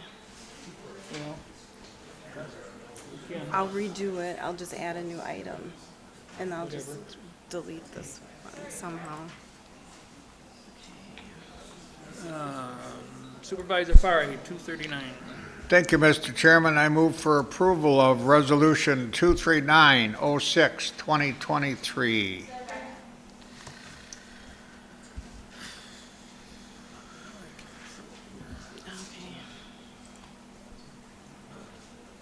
Not seeing any lights. All those in favor signify by saying aye. Aye. Those opposed say nay.